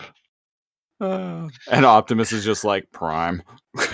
He says it Oh, and he just says that it's in such an indignant voice. yeah. And they watch a home movie. It like shoots a projected like video into the air. Yeah. Man, Eh, Cheetor's face lights up. He's I got this was hugest fucking grin. I was gonna point that out because when the Cyber Bee like puts like a projector onto the wall, and we see it's like basically Tigatron has recorded a selfie video, Yeah.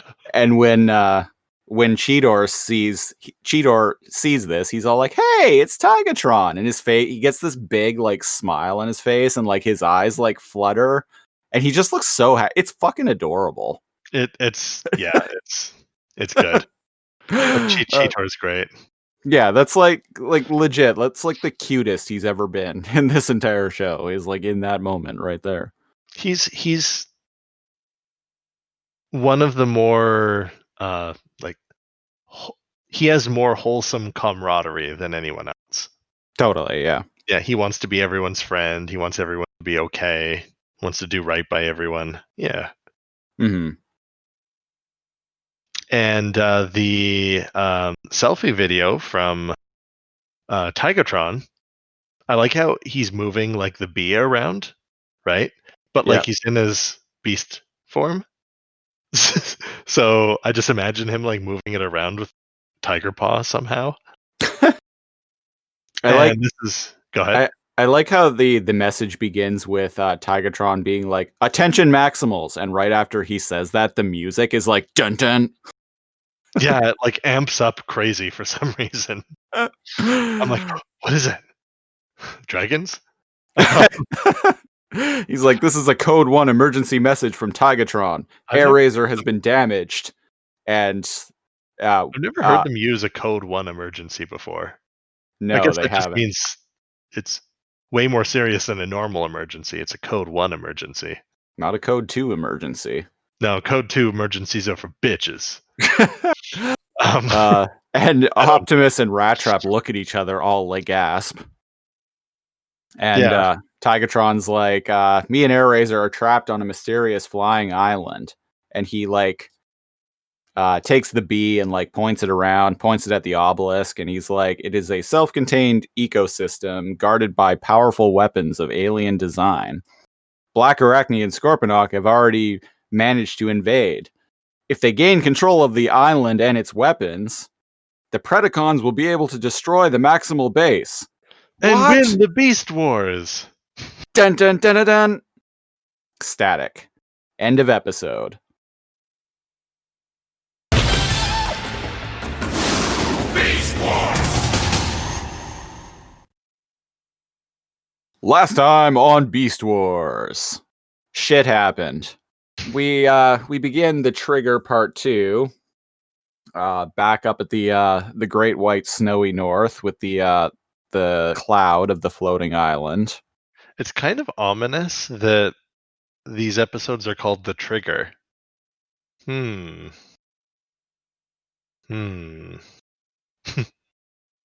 just noticing that. I feel like it's ominous. Yes, it is. Once again, maybe on the test later.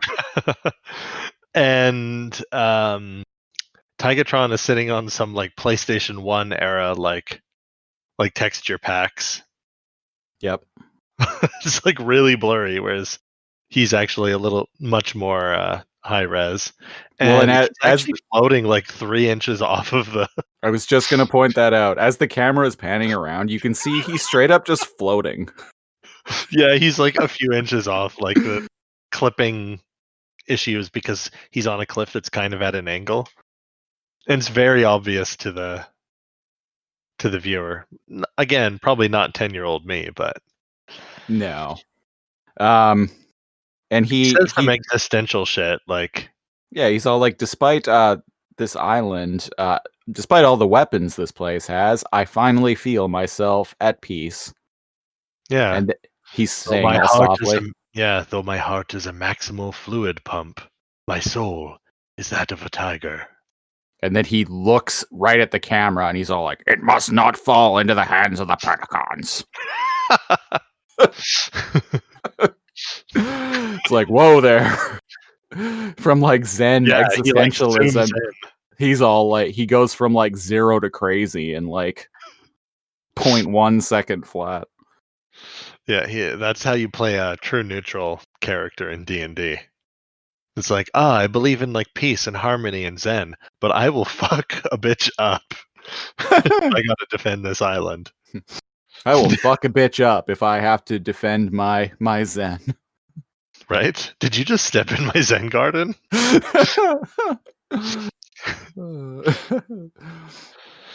And there's a sleeping bird behind him. Yep. He doesn't talk to her yet, but it showed her. Showed Yeah, Air Razor like snoozing at the back. Yeah, Air Razor's there resting up. And then we cut to clickety-clack. It's clickety-clack time. Yeah, Scorpion and Lady Arachnia are like marching and clicking and clattering toward the obelisk. Yeah, they're just in their beast mode, chilling, killing, doing pred things. And she points at the obelisk and she's like, "That obelisk seems to be the center of power for this whole place." You know, just to the kids watching up to speed in case they didn't watch part. In case they didn't watch. Okay, that makes one. more sense now. I was watching this. Oh, yeah, you guys already knew that, but yeah, if you missed the first episode, which might happen, like I did, like I always only ever saw the second part of this as a kid. Oh yeah, for some reason, yeah.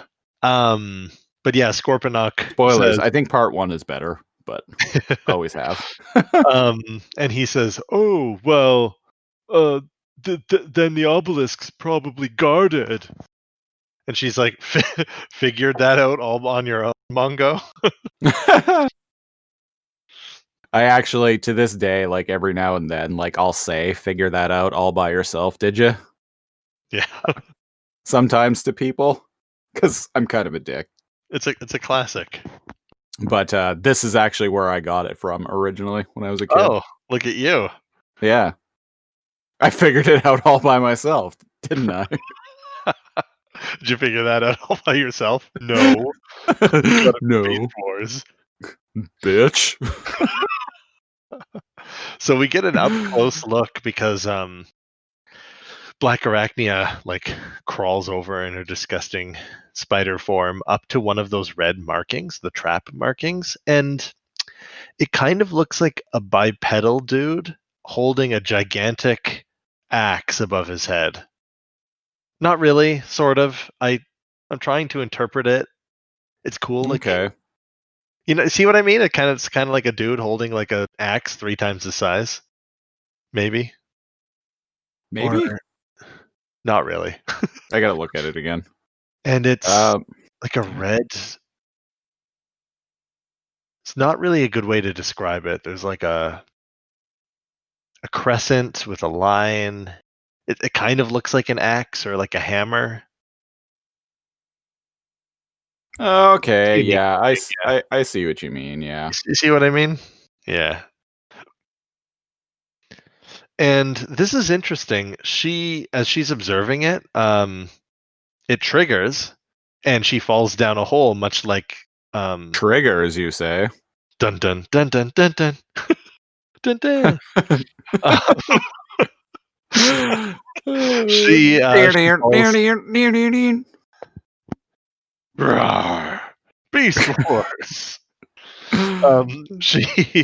She falls and it tricks the viewer because surprise surprise, she actually like shoots her how do I shot web. She shoots some web and catches herself and crawls back up, but she crawls back up nothing like an actual spider. She crawls back up like in reverse. Yeah. Well, she's not an actual spider though, so fair. Yeah. She crawls up in reverse, puts the gears in reverse, and Scorponok, being the massive dick that he is, he pokes his head over and fuck, what does he say? Have a He's- nice trip. And he lifts his head up into the air and has the guffaw I have ever heard. He laughs. Have a nice trip. Yeah, he is. It's like, dude, you're not that funny. No, but he gets so little. He gets so few moments to one up others. He's got to take advantage of it. Fair. And she's like, there are times it pays to be a spider, and she kind of like dusts her shoulders off. Yeah. Her spider shoulders. And this is interesting. As she's talking to him, she's using her mouth parts as kind of like little arms to gesture, almost like she's folding her arms. Yeah. We've seen tarantulas do this before too. Yeah, he usually like rubs them together as if he's like, like greasing his palms in excitement. And she's it's almost like she's crossing her like little mandibles. Well, and she does the same thing too in this scene. Yeah. Yeah. But yeah, so she figures out that the symbol seems to the Axeman symbol seems to be a marker for a trap of some sort. Yeah, those parts on a spider are called the pedipalps. I doubt I will remember that, but that's okay. that is useful information. This is not on the test. No, this will not be on the test. Just helps them move things towards their fangs. But anyway, yeah, she's like, disgusting, vile creatures that they are. bad mark, trap. She's like, this could be useful knowledge. And it's like, what are you, 10? Everybody on the island now knows that those mean that there's a trap. Yes. Axeman, bad. Axeman, bad. Island, traps. Home Alone. So we cut back to Tigatron and chilling up on a cliff. Yep. Air Razor is awake now. And he's like, how are you? And she's better, but I still can't fly. And this is hilarious shit. It cuts to him, majestic and tiger-like, like up on the little hill. And he's like, in that case, the lady shall ride a tiger. And he like poses, like with like a paw out and his hand up in a very like regal like pose. And I'm like, this is some corny ass shit. I just took a screenshot of it because I'm probably going to make that the show art. And he's like, in that case, the lady shall ride a tiger. And he like poses, and then she literally hops up on his back. Yeah. She's the same size as him.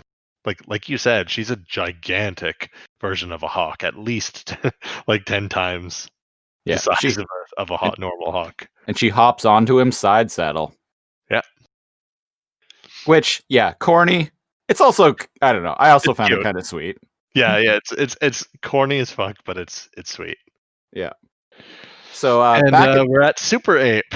Yeah, back at the Axelon. Super Ape is taking flight, and he's got Rat Trap in tow.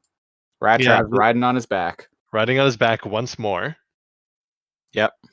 And this kind of, I don't know why it bothered me. His feet and his like haunches are quite clearly right inside the flames of the Prime Jets. Oh, are they? Yeah, like yes, his they leg are. moves and his haunch and his legs are right in the fire. I paused it at just the right moment, and yes, the flames are going right through his legs. Yeah, wow. And I'm like, I've never noticed this. I didn't even notice this when I watched this the other day. I couldn't unsee it. And my partner was like, huh? What are you talking about? And I specifically rewinded it just to be like, look. So Rat Trap is complaining as usual, and he's like, man, see why I gotta be the one to get carried around like a sack of rusty nuts. And he's like, shut your nuts. You're the only one to carry on my back. Yeah. And he's like, is there drink service on this? And he's like, nope, just make sure your seatbelt is fastened. And I'm Yeah. like, wait, why don't you have a seatbelt, dude? Like some sort of strap? Yeah, you'd think the Maximals would be more about promoting like proper flight safety, you know? You'd think it'd be like G.I. Joe and he'd turn to the camera and he'd be like, always wear your seatbelt and cheekily wink. But nope. Yeah, and then we get like a smash cut of the Beast Wars logo. Winners don't do drugs. Plus, and Optimus also says he's like, and plus, Tigertrons message said the island was booby trap, and no one knows traps like Rat Trap. Isn't that right, little buddy? And he's like, yeah, the curse of a great reputation. And It's like, yeah, way to stroke the guy's ego, you know? Yeah, that's how you get him to shut up on the flight there. So we cut back to the Axelon and Rhinox. Yeah. And he's like, launching laser probe now. And I'm like, laser probe now. yeehaw! It shoots And, this green laser that hits Optimus in the chest. And it makes just his chest plate glow green for a second. Yeah. And I'm like, what the fuck just happened? And he's like, come in, Optimus. And Optimus is like, this is Optimus Primal. And I like how he has to use his full name. Like there's another Optimus on the planet that they get confused with. Right. He's like, sounds like the laser link is working fine. And Rhinox is Line like, of sight transmission. yeah, it sure beats the old CB radio, you know. I mean, it does. I don't know how it works. That's not how lasers work, but sure, why not? But apparently it's free of energon interference, so yay? Yeah. And the beam should go right so through. Optimus just like communicating all the way across the planet without any help either, but Yep. And I think Cheetor comes on screen and he's like, Waspinator and Pterosaur just took off Pred Central. And Rhinox is like, you hear that, Optimus?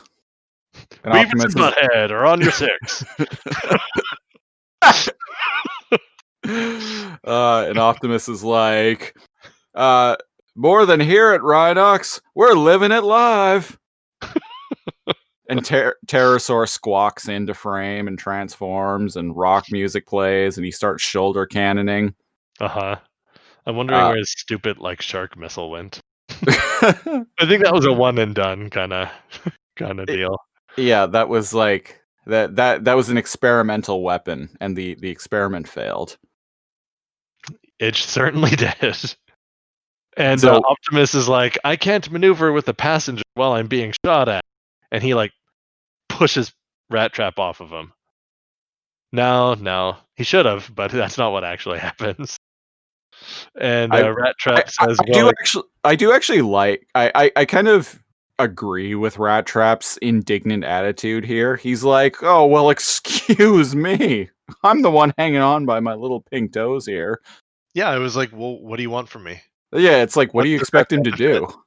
Like, it's not like it's not like Rat Trap can just get out and walk. He's like, oh, I can't maneuver that well while I have a passenger. Or I can't use the prime jets as effectively while I have a passenger. And it's like, oh, okay. Do you want me to jump off? Yeah. Get good. And Rat Trap's like, Alex, you. And then they get shot because Rat Trap like crawls over top of Optimus and puts his face right in front of his. And is all like, I can't even transform like this. And they get hit by like a plasma missile or something, and they get blown apart. Yeah. And there's an action cam of both of them. Yeah. Spiraling towards the ground. So we're back at the flying island now. and Lady Arachnia and Scorpion are Walking down a cluttering along. Yeah, there's kind of a path suggesting there was. I noticed it last episode, but I never got a chance to say anything. There are roads here, like dirt roads. Oh yeah, like little Right, pathways. Yeah, so clearly at some point someone Something made was or here. made these. Yeah. Yeah. And this is interesting. She grabs on they go by a tree with that marking on it. She grabs onto Scorponok with one of her spider legs and like slams him behind her. And I'm like, is she the strongest Predacon? One spider leg can grab Scorponok?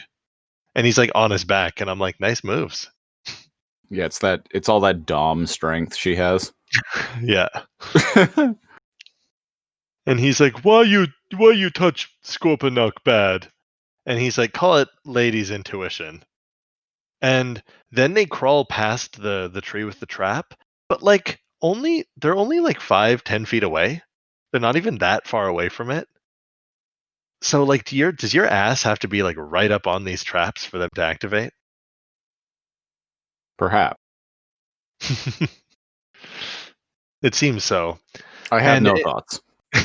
And in a scene that makes, for me, this very little sense, as if they're being spied on by like a cyber bee, the camera pans left and right and then zooms in and looks at the tree, then backs up and pans some more, capturing Scorponok again. So it would seem like it's a cyber bee or a drone or something. And then it zigzags a little bit, goes over top of a lake through a little rocky kind of archway, which we'll see later, and then like down a path and through a canyon, suggesting that. And then it shows Airraiser and her eyes as if she was like zooming in there. I have a lot of science problems with what just happened. That's not how light works. Yeah. Right. And I went over this with my partner at the time until I smashed it into their head with why that doesn't make sense. It's one thing to have like really, really great vision, but her visual marker was moving as if it was like a drone or a cyber bee, like which with pitch and different changing the angles, and it even like weaved, and it shows them in a canyon. She did not have line of sight with what she was just looking at. Yeah, her vision essentially is a bullet in the movie Wanted. Yeah. Thank you. So does that mean she can bend fucking light? Or because what we saw more feels like a nanocam, like she Yeah, totally. like a nanobot. Yeah, exactly. Not light. I don't know about you, but I can't see around corners. I can't bend like light. No. Like for example, the only things that can do that in the universe are like heavy, massive objects, right? Or like massive things at a distance. So like it's called gravitational lensing, right? So like anything with enough mass can do it. Apparently she can do it at will with anything. And I don't know, that really bothers me. That's not how light works. So in my head, to make up for this inexcusable like break in science, she sent a little iBot out, and it was like a little recon nanobot, and it zipped around and flew back into her eyes. That's the only way I can justify that complete break in physics for me. Okay, that's all I just wanted to say. I needed to complain about that. Well, that is canon now. I guess so. Yep. You're welcome, writers. We're going with it. I mean, why that bothered me so much. Yeah, I mean it is pretty dumb. That's not how light works. No. And my partner was like, "Oh, well, maybe it can go wherever she can see, but then she can like turn it." And I'm like, "What?" That would be like me being able to see down a hallway into my bedroom and like being able to see my bed. Which that would be pretty dope if we could do that, but we can't. And Like I'm if we pretty had- sure without the help of mirrors or gravitational lensing, nothing can do that. Yeah, let's go with she has camera bots that she shoots out of her magno eyes. No, yeah, they're actually little bots. Yeah. Anyways, Yeah, she's like, we'll go with that. yeah, I don't know why that bugged me. Anyways, the camera zooms out a little bit, and she's like chilling on Tigatron's back. Yep. And she's like, huh, that's weird. Black Arachnia was avoiding like a mark on a tree. And Tigatron's like, a mark? You mean like that one? Yep. And it glows red, signaling that it's triggering because they're too close to it, right? Yeah. Tigatron has seen these. Like 3 of them now. Has he though? Because like I know he encountered one earlier, but it was like Oh, it was on the other side it was of on the the rock. yeah, it was on the other side of the rock, so we saw it, but I don't think he did. Okay, that's fair. Okay, yeah, you're right. So I guess technically Black Arachnia was the first one to notice that? Yeah, to actually like see the You're symbol. right. Yeah. Okay. Okay, show. You win this round. Yeah. And I like how he's all like, whoa, double rainbow, what does it mean? And he quickly finds out. Yeah. Because giant boulders block both sides of the canyon they're walking through. And essentially what it means is shut down all garbage mashers on the detention level. And because the walls start closing in. Yeah. There's no garbage water monster though. No. But still they're gonna get crushed. If only. And oh geez, does she mention that her wings aren't fully healed yet? Repaired yet? No. No, we cut back to Rat Trap at terminal velocity falling. Oh yeah, like very literally. Like apparently they were so high up that he can like free fall for, geez, what are they in the air for? 20 seconds at least? Yeah. And Optimus is falling. He's all like, ah, but then he like rights himself and like gets his jets back on and goes back into super ape mode. And then he does something really dope here. We've seen him with his forearm shotguns. Yeah. This is the first time we've seen him dual wield them. So he has like shotguns coming out of both forearms. Double barrel shotguns come out of each of his forearms. Yeah. Yeah. And they just shoot plasma blasts, right? Yeah. But they're still cool. They're badass. Yeah, and the fact that he only ever dual wielded them this time? Yeah. Yeah, so far we've only ever seen him, I think, from like his right forearm. Right. And this is hilarious. He like is still in the air, right? Yeah. Like a Harrier jet. He's still, and he shoots at the Pterosaur and Waspinator, and they kind of split and dodge it. And he calms Rat Trap, and he says, "Rat Trap, I'm on my way." And then, damn it, we talk about this all the time. The rock paper scissors. Waspinator very casually. Like hilariously casually, just like pulls out his little gun and like stinger bullets Optimus.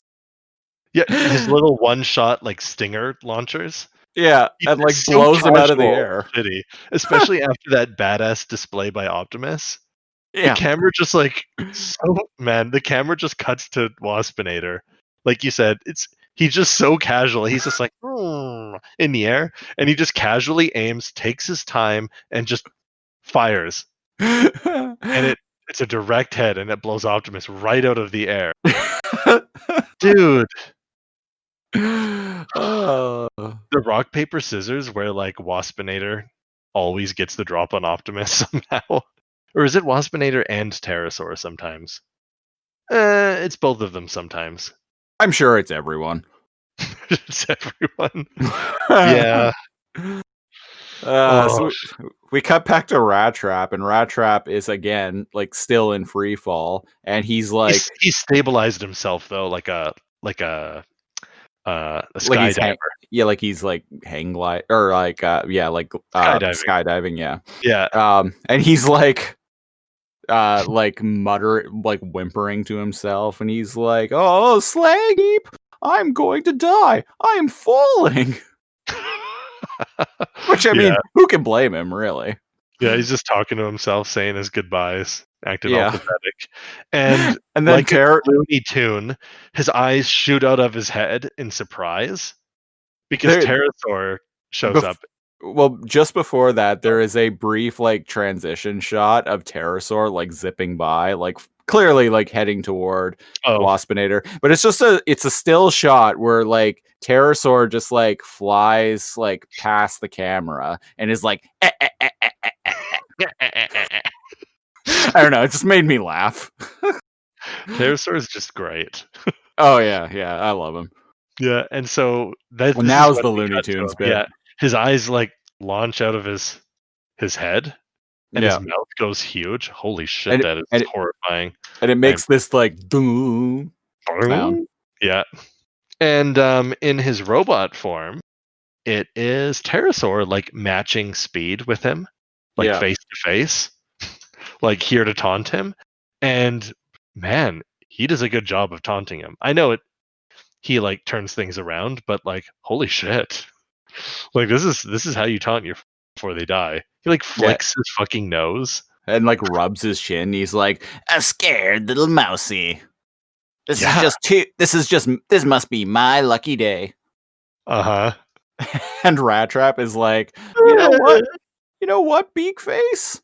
And he transforms and he's like, "You're right," and then blasts Pterosaur.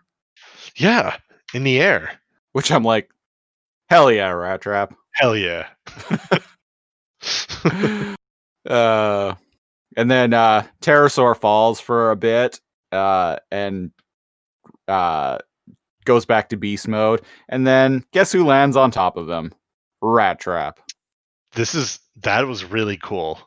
Yeah. Like transforming, shooting, and then he kind of like Mission Impossible dives over to him and like lands on him. Yeah. Good. Fuck yeah. And so now he is riding Pterosaur. And yeah, kind of rad. Like a mount in an MMO. I'm sending Christopher my screenshot of Rat Trap. And post that to the Facebook page. I will right now. So yeah, he has a new mount, and he's holding his gun to him, and he's like, "You better do what I say." Yeah, he's like, "Now fly, you featherless freak, before I toast your tachyons," and like, sticks the gun like to his back end, implying that he'll shoot him in the balls. Oh, is that what he's doing? I thought he meant like shoot him in the butt. No, the line is, "I'll toast your tachyons." Yeah, but tachyons it's plural. Like, well, I know what tachyons are, but they're like plural. Okay, I see. Yeah. For anybody interested, tachyons are like theoretical particles that might travel faster than light and thus not follow the same rules of like time. Yeah, they're hypothetical particles that are in a constant state of infinite motion. Magic, basically. Yeah, basically. Space magic. But yeah, tachyons, plural. Yeah, I guess he meant shoot him in the balls, huh? Yeah. Good catch. Yeah. Okay. So yeah, he rides him over. Is that the part where we're at? Cut out there. Oh, sorry. He rides him over to Optimus? Yep. And Optimus has seemingly like righted himself and is like back to like shotgunning Waspinator. And does he get him? Yep. He gets him.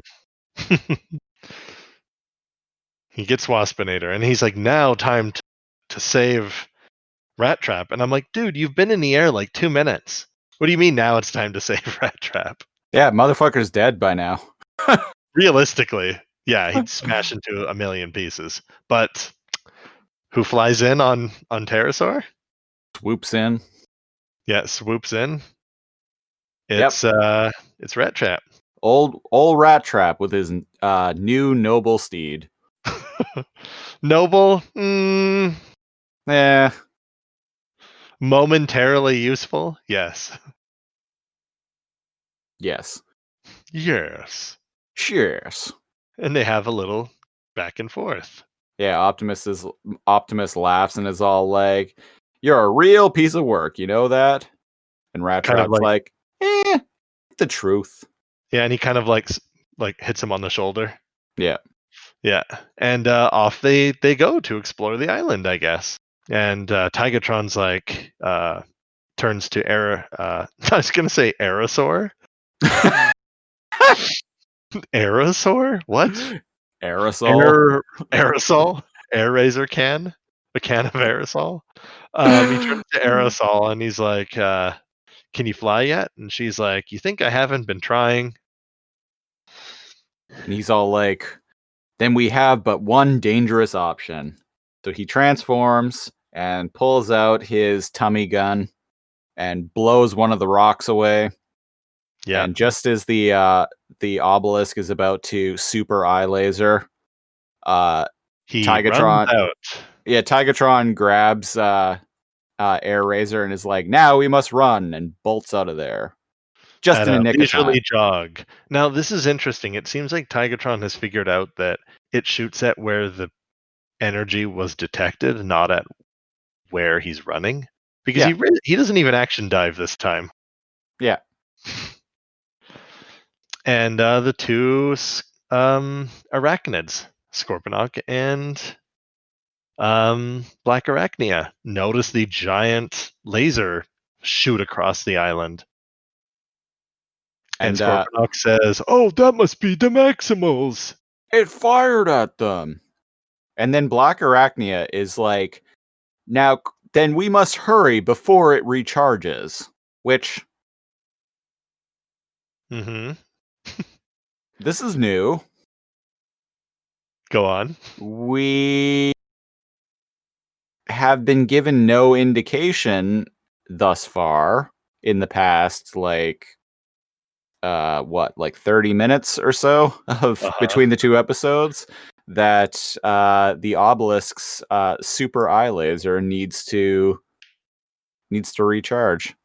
No, at all. I'm not sure how she draws that conclusion whatsoever. Where is she getting this from? She could be. It's either bad writing or she's purposely bullshitting Scorponok. Little from column A, little from column B. If she's referring to when it goes boo and then shoots, that's not really a recharge, it's a charge up. Yeah. Yeah. Yeah, but that's new information, also wrong information, but whatever. I'm sure it will all be explained by the end of the episode. Yeah, everything. Every question we've ever had. In the very least about this episode. Yeah. Oh yeah. Yeah.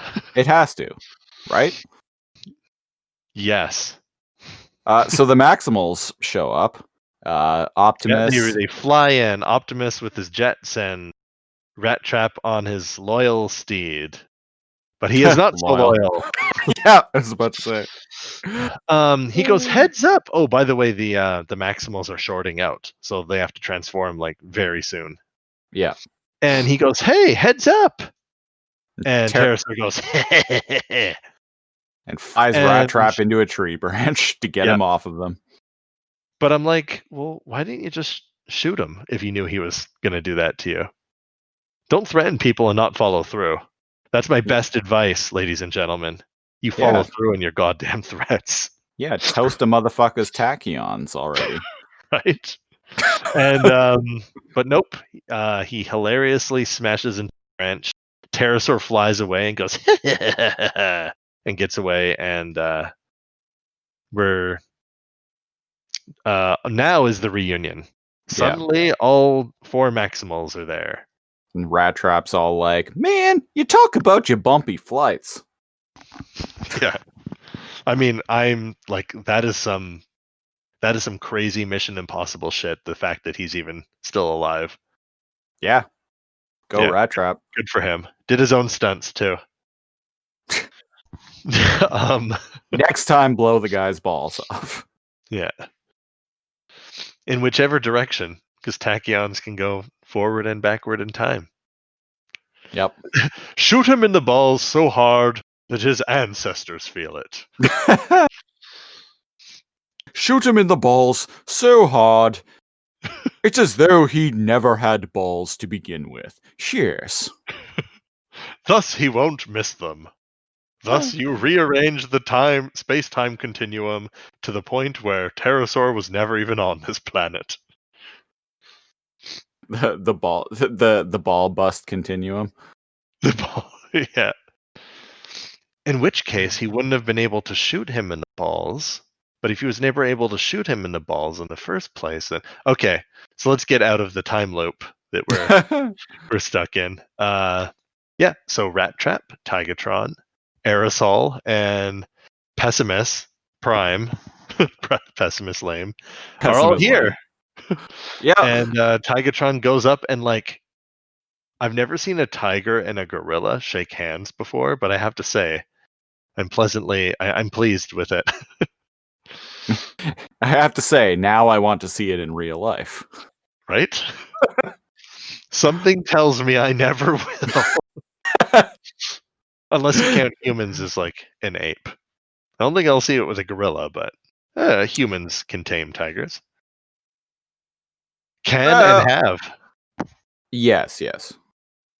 Well, we're primates. We're not apes, but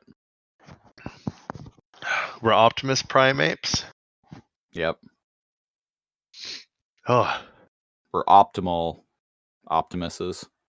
I thought us chimps, like bonobos, gorillas, were all like great apes. I think we're descended from apes, but we kind of split off into our own thing. I studied anthropology in university. I should know this, but it's been a decade. Yeah, like us, Neanderthals, and like a couple of other extinct, like dozens. Greater. Oh, is it dozens? Oh yeah. There's so many. Shit. Yeah. So there were a lot of like intelligent, like higher, like great ape people. Yeah. Huh. Well, go us.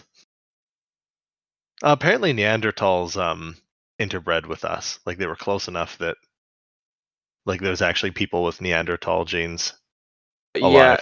Yeah. It's pretty contested. From what I remember, it's pretty contested what actually happened to the Neanderthals. We fucked them into extinction. Yeah, like some anthropologists believe that it was They disintegrated? Yeah, and some believe that we killed them, some believe that we ate them, some believe that they died of a disease. I'm glad that you said 8, because I'm like, hey, if early man did anything, it's like as much as they could. Yep.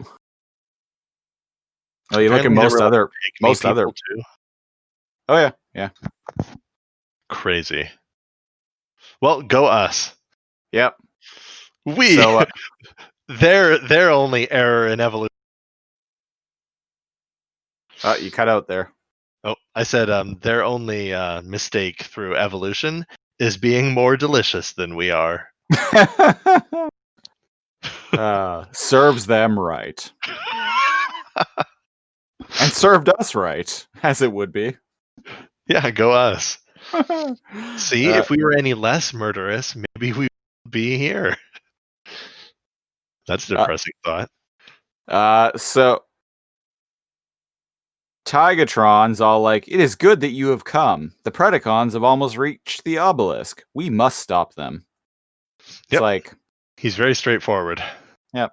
But we must be careful to avoid the traps. Watch for the symbol of the Axeman. The Axeman! And this is hilarious. This is a very gorilla thing to do. Optimus leans down and casually grabs like a stone that just happens to be by his feet, and he like whips it over his head towards this archway on the path.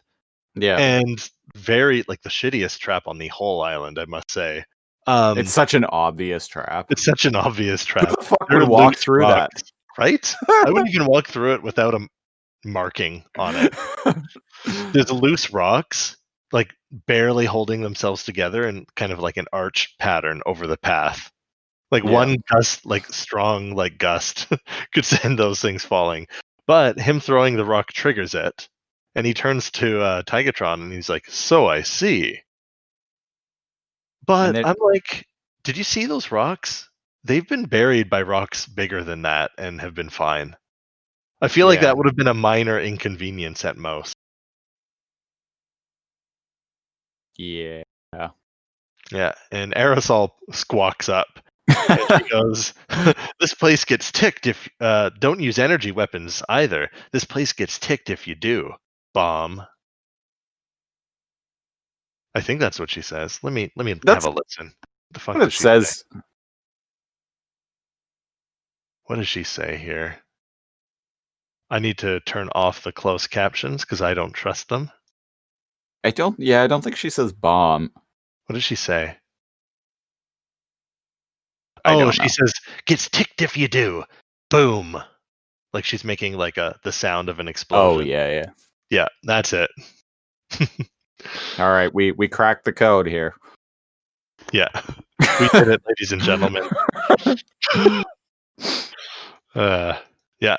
Then Rat Trap goes into a monologue and he makes a lot of fucking good points here. Take You it away. remember this? Oh, do you want me to? Yeah, just go over what he says because I think this is kind of important. Rat Trap kind of spins his gears a little and says, wait a minute. You mean that Wait a whoever built cycle. this? Yeah, wait a cycle.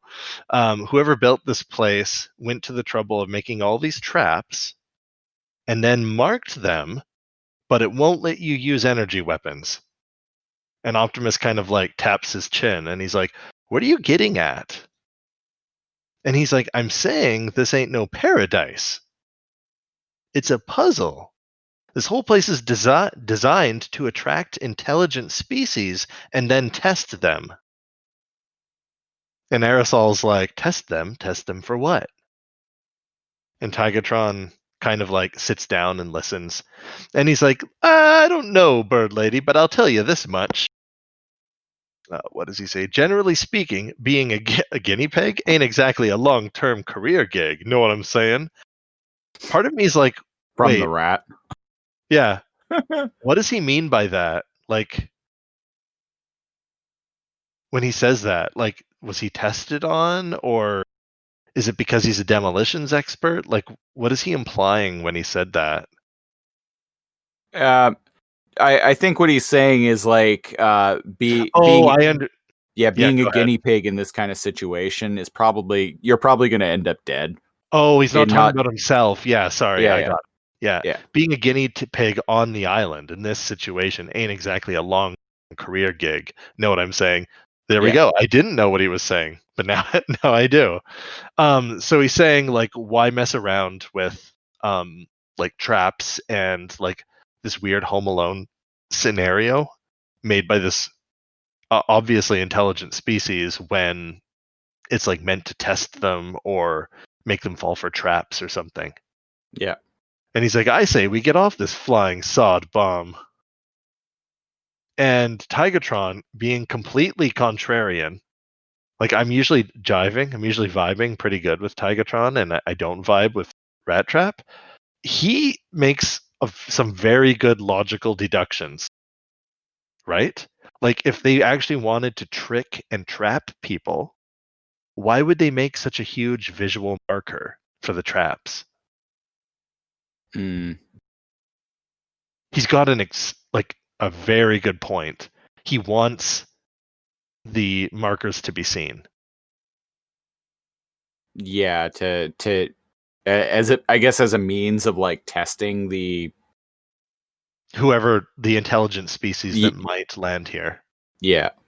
And the fact that only intelligent species that could either fly or use technology could even get on the island. Yeah. So that's another interesting thing that I just pieced together.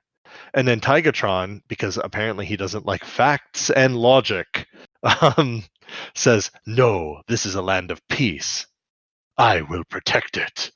Also, the aliens are making the assumption that whoever ends up on there is going to have energy weapons. Right? What if it was like humans with like combustion weapons, like guns? Do you know what I mean? Just like a good old AK-47.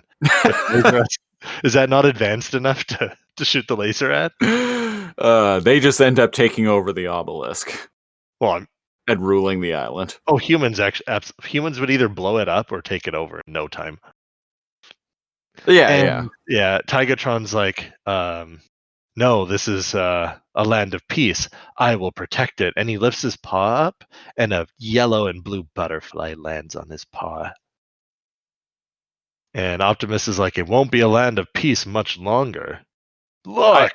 I think the way that Optimus has his arms crossed here looks hilarious. Yeah, so I need to screen grab that one too. Like a gangster. So I went through all of that kind of quick, but I want to unravel that there. That's a really good point. Christopher knows and I don't, so he's probably like biting his tongue, but like it's not just meant to keep people away from the obelisk. This was clearly meant to signal something to an intelligent species, as if they want someone to interact with it. That's my opinion, because remember, I'm going into the series like blind right now. I've caught episodes here or there, but I barely remember anything past this. So that's really interesting. I'm kind of on the Rat Trap. Like, I'm on board with Rat Trap being. I mean, you can't ignore it because the Predacons already know about it, unfortunately. But I'm kind of with him. Like, maybe just leave this shit alone. Yeah, maybe we can just like peace, you know. How about no? Yeah, just take off, eh? But just take off. They can't take off because Optimus. Look, the way he's folding his arms, Jesus Christ! Look, and like a bodybuilder, barely able to like lift his arms in front of his gigantic pecs. He like points with his massive paw, and apparently they're the slowest like arachnids in the world. I could have swore they could have made it there by now, but Scorponok and Black Arachnia are climbing the hill to the tower, and we get a look at it, and there are stairs going up one side and wings. Did bird people make this island? There are wings and more of that Axeman symbol and an alien language all along the wall. Never caught that until right now. And it's like a hieroglyphic kind of thing with like crescents and lines and dots. Cool, and there are wings. And the camera pans up showing, I never noticed all that before. That's badass. It pans up and it kind of shows like an open room underneath the pyramid on the very top, that like crystalline purple pyramid that Christopher talked about before. And they transform. Yeah. Yeah. And man, this is the dumbest shit ever. It's kind of funny though. So Black Arachnia is like we need to blast our way inside the obelisk, and Scorponok's like, no, if we use energy weapons, it'll blast us. If we shoot, it'll make boom boom. And and she insists that they have to blast their way in. And Black Arachnia is like, So she turns her she's like, we need a diversion. So this she is turns kind of smart. It is, yeah. So she turns her comm on, and then she's like, the flyers will attempt to take the island as a prize for themselves. They must be stopped. And she pulls out her gun and it points it at them and is like, I will blow them from the sky. And Pterosaur is just like, Pterosaur hearing this because the They comm hear it was over open. the comms because she turned it on purpose. Yeah. Pterosaur is just like, what? No, fuck you, bitch. Yeah, he's like, I'll vape you first. And then he takes a drag from vape. So he transforms and then What a dumbass. yep. And then How many fires times does he have to get shot by this obelisk? before he apparently learns. 2. And he turns to Waspinator, who's right beside him, like he knows he just fucked up, and he's like, oops. Yep, because the obelisk super eye lasers him. Or both of them, actually, in the process. in one shot, yeah. And Waspinator like is spiraling and falling, and he goes, "Pterodactyl, idiot!" Yeah, And I'm like, "Wow, Waspinator knows what creature he is." Waspinator's calling someone else an idiot. He's done that twice or 2 or 3 times on the show, and I'm like, Waspinator, really? Okay. You do you, bud. I mean, I guess like when you meet someone who's really dumb, they never know. They rarely ever know that they're really dumb. Well, oftentimes they think they're above average intelligence. Yeah. But it's like, what is it? It's like 92% of the population thinks they're above average intelligence, which is a statistically impossible. Yep. I was just about to say statistically impossible. Yeah. And again, this bothered me.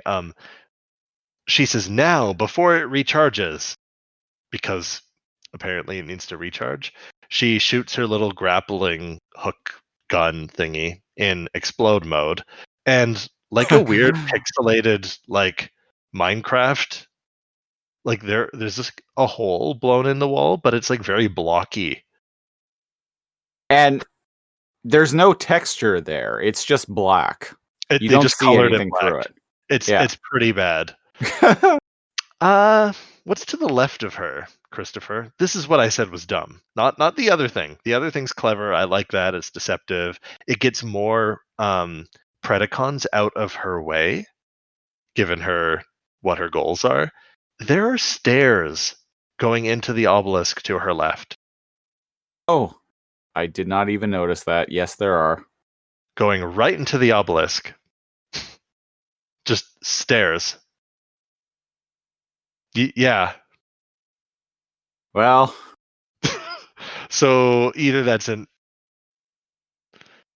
you do you, Lady Arachnia. yeah, I think that was to take out some of the Predacons, or they do the voice lines and the what's it called when they do kind of like the comic book version of what an episode's gonna look like, the storyboard. Yeah. Maybe in the storyboard there weren't stairs, but when the people that did the graphics and the art, the 3D, maybe they animators. just added thank you. I knew if I threw enough words out there, one of them would be right. The animators were just like, and we'll just add some pretty stairs right here. Because I'm like, lady, why are you And we're just gonna add in some happy little stairs. happy little stairs? Just put some stairs right in there. So I think it's hilarious that there are stairs going, like very obvious, huge sets of stairs, and she's like, we have to blow our way in. And Scorponok is like, oh, really? So I'm just going to chalk that up to her being deceptive rather than, and wanting to take some of them out, rather than walking in with all the Predacons still up and about. Yeah, we'll go with that. Yeah. And it was a little weird thing. I just know she puts a claw on her hip, and boy, oh boy, is there some stuff going on in here.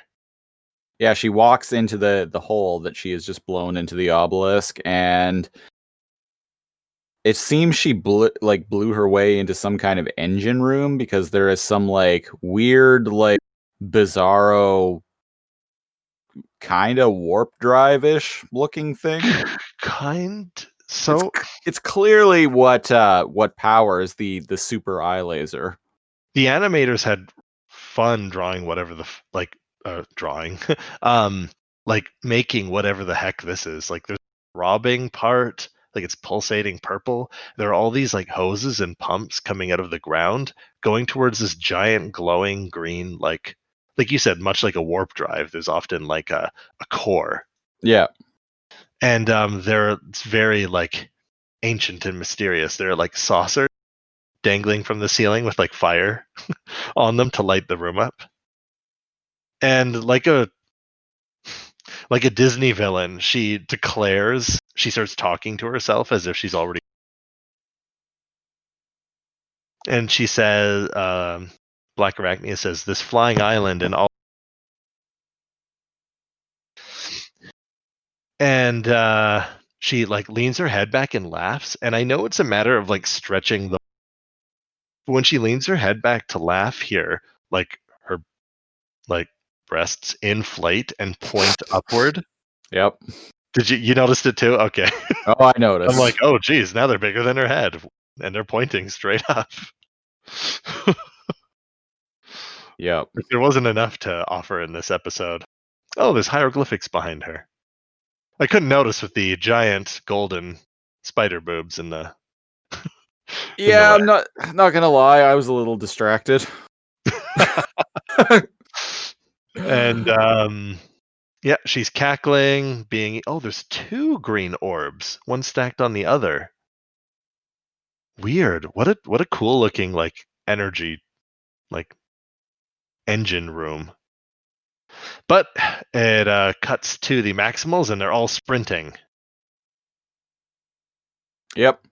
And nice little Aerosol's action wings shot of them like it's action charging toward the obelisk, and Aerosol's all like, my wings have recovered, and so she takes off into flight. Fuck all y'all. She jumps up into the air, and Miss does the same. And Rat Trap straight up is like, man, I hate these glory charges.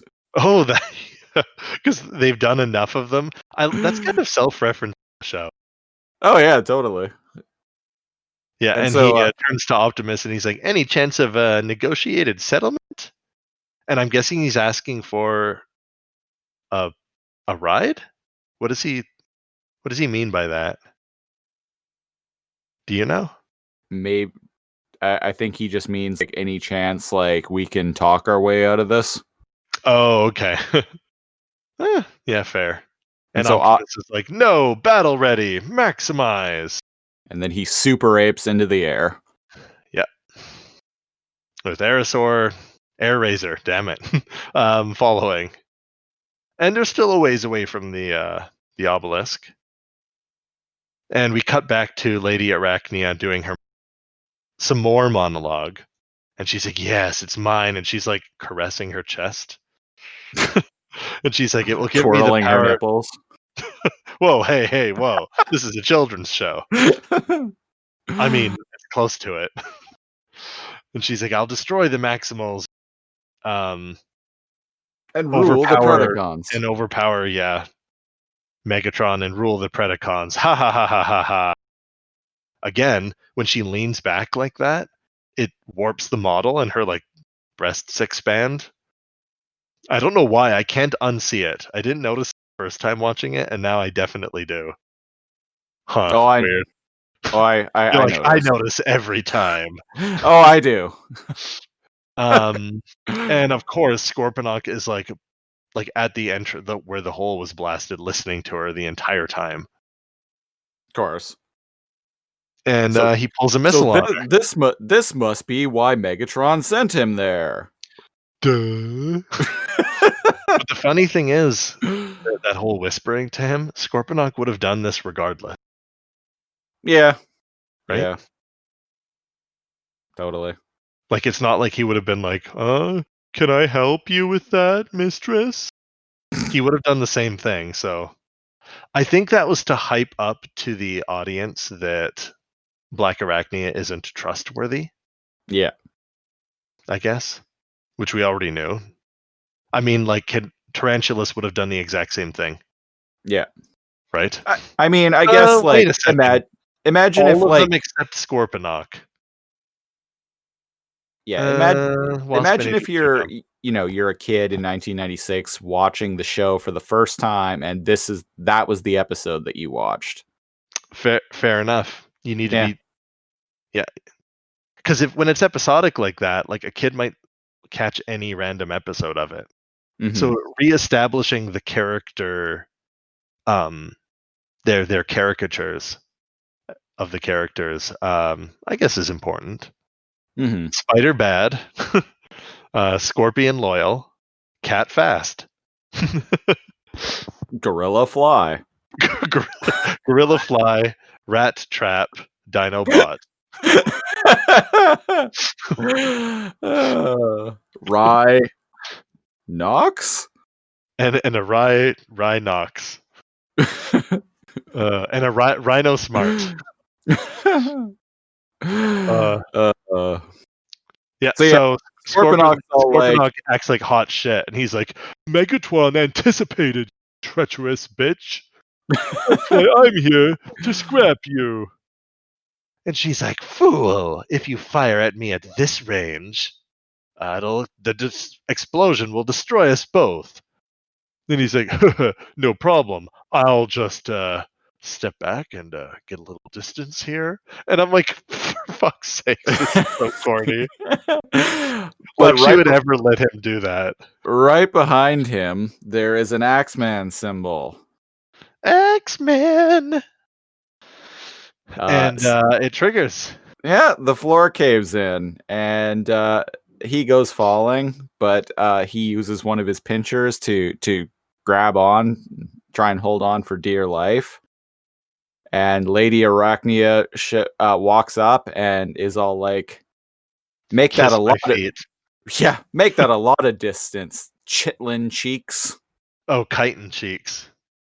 And So I'm probably just pronouncing it wrong. yeah, chitin is like the hard exoskeleton of an insect. Yep. Oh, I knew what it was. I just apparently didn't know how to pronounce the word. Chitlin. Chitlin sounds like a delicious like new type of gum.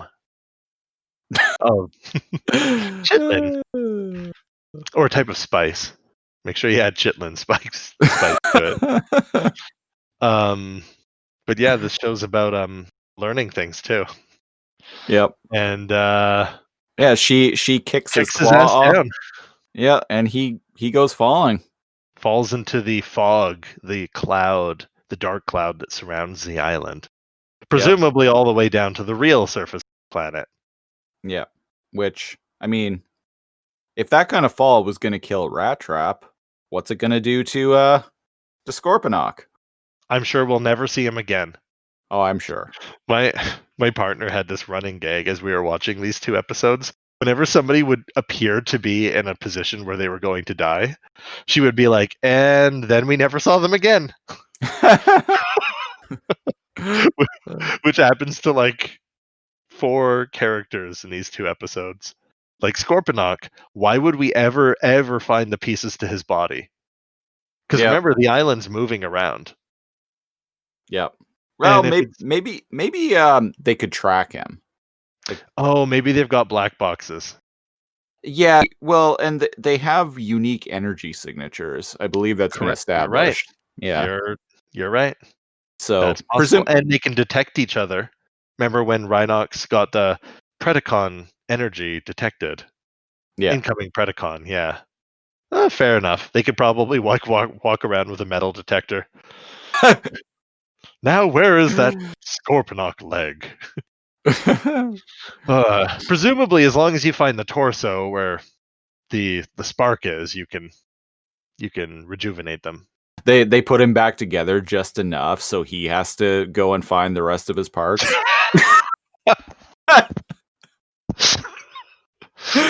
Now that you're a head and a torso, get over there and make something of yourself. Pull yourself together. Cheers. I would tell you to break a leg, but you already have. Oh, man. Pull yourself together. So we cut to Lady Arachne, and she again thrusts her arms up, and she's like, "Now for power." This is what I don't get. I mean, she ends up being right, but like, why does she think that there's like some way to gain herself like control of the island, or to gain like power for herself? That was a very weird assumption, wasn't it? Yes. It's almost the characters seem It's extremely arrogant, is what it is. yeah. Like, what if there was just nothing here, Yeah. right? So it's very weird and arrogant that like whatever. Anyways, this is the hilarious part. So after she like cackles in victory, she walks over and she starts awkwardly like robot walking upstairs. Stairs, Christopher. Yep. She just walks upstairs. Do you know what was on the outside of the the obelisk? Stairs that probably lead her to the same staircase she's walking. Yep. And we cut to the outside of the obelisk where we see the stairs again. And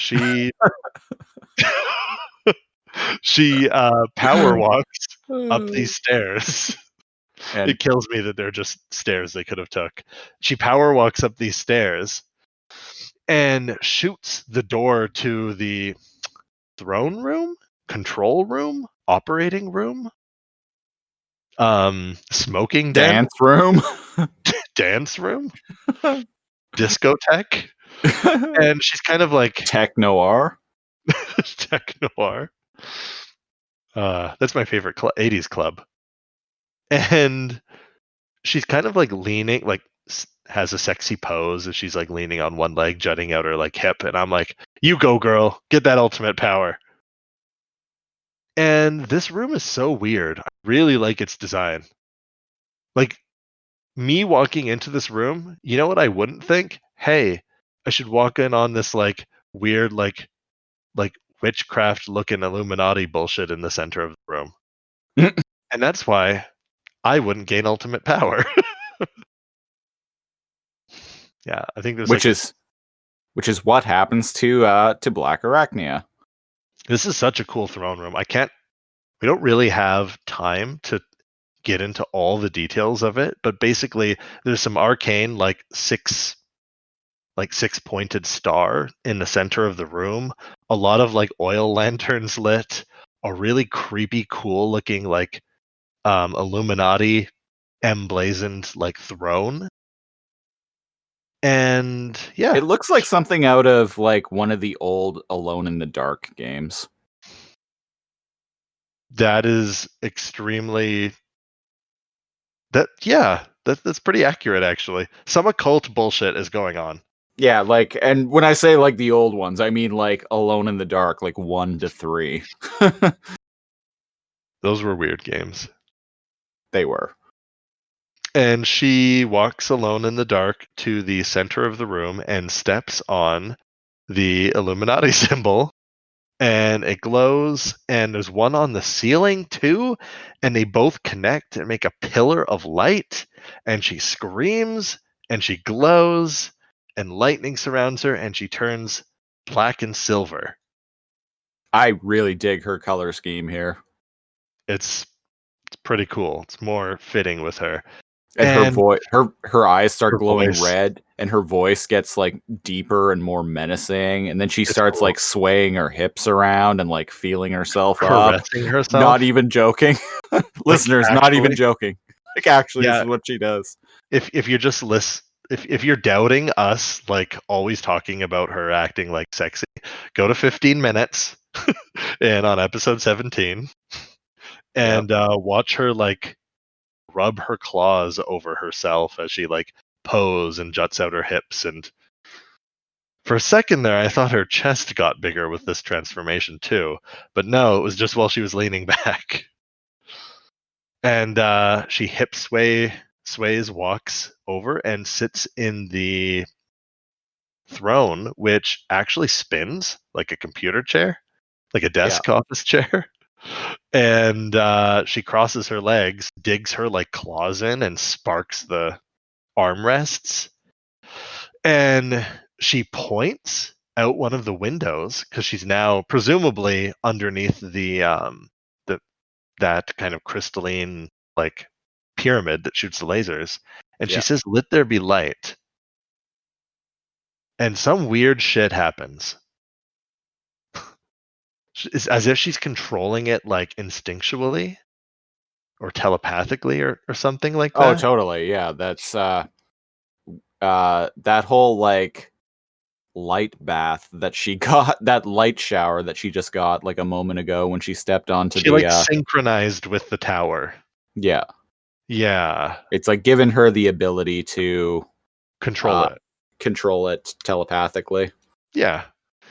And she gestures with her arms, and how do I describe this? All four sides of the pyramid on the very top of the obelisk shoot out, but instead of like lasers, they're like broad beams, like wide beams.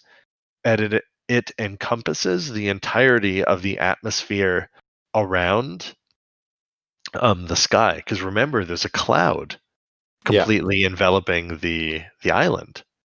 And it goes outwards, and they all come up and converge, almost like they're burning away the cloud, converge in a beam right above the tower. And when they all converge into a beam, a huge like ball of energy like shoots up into the sky. And what she's doing here is essentially vapor cloud away. Yep. This is some shit. So now the island's self-contained atmospheric conditions have been eliminated. The cloud's gone. The mysterious sunlight that was only present on the island is gone. So when And she now, did that, like it's nighttime, yeah, but it was sunny when the like it's always sunny and it's always sunny on I guess it's always sunny on the island. It somehow like produces its own like sunlight. yeah, Because as she kills off like the cloud, the atmosphere that was surrounding it, we see the real sky and the stars and the two moons in yeah, the night sky. yeah. And Now I'm like, whoa. it's nighttime on the rest of the planet, And it is here too, because she killed the cloud. which means I guess the it's been a little while since Optimus and Rat Trap arrived on the island. I guess by this point. Yeah, like it was evening. Yeah. But like that's really cool that like it's always sunny on the island. That was really cool. And yeah, I don't even know where we are right now. Oh, she goes nuts. She like waves a claw after like meditating for like 5 seconds. And like she just goes like fucking nuts and starts firing off like energy blasts out of all the corners. Yeah, of the it just obelisk. goes off in like this scatter spread pattern, like just like random Everything. bolts of energy everywhere. And I'm like, I thought this thing had to recharge. Right? I had to recharge between each shot. Like, what's going on here? But apparently these are Wait a cycle. Yeah, and then Aerosol does something really stupid. She decides to transform, fly up right next to the crystalline pyramid, and shoot it. Yeah, Guess what happens? Yeah, she starts unleashing her her little wrist dart thingies that worked really well against Pterosaur last week, but not so well against this thing. She gets blasted point blank by the retaliatory like giant plasma beam. Very like, quickly right and very suddenly, and it Like, it actually made me laugh. Another part, yeah. Another It's like swatting a fly. Surprised Pikachu face. Like, what did you expect would happen there? Yeah. And I'm like, and then we never saw her again. She's dead. And Black Arachnia is like all speed to the maximal base. As here's what I don't get. She's exploding the island that she's on. But like that's part of the machine, isn't it? Yeah, I was actually just thinking that. Like she's kind of destroying her own domain. Yeah. Like it's weird that she went here with the thought taking it over. And that's Oh. and all that was necessary was to step on a circle. Yeah. And betray your team, I guess. All in a day's work for a Predacon. I like how she crosses her legs here. I'm digging it. And Yeah. yeah, full speed. Oh, and then the obelisk, I thought it was going to detach. The obelisk pulls out of the ground, revealing like a gold like column. Like it goes way high up. It's like 3-4 times taller.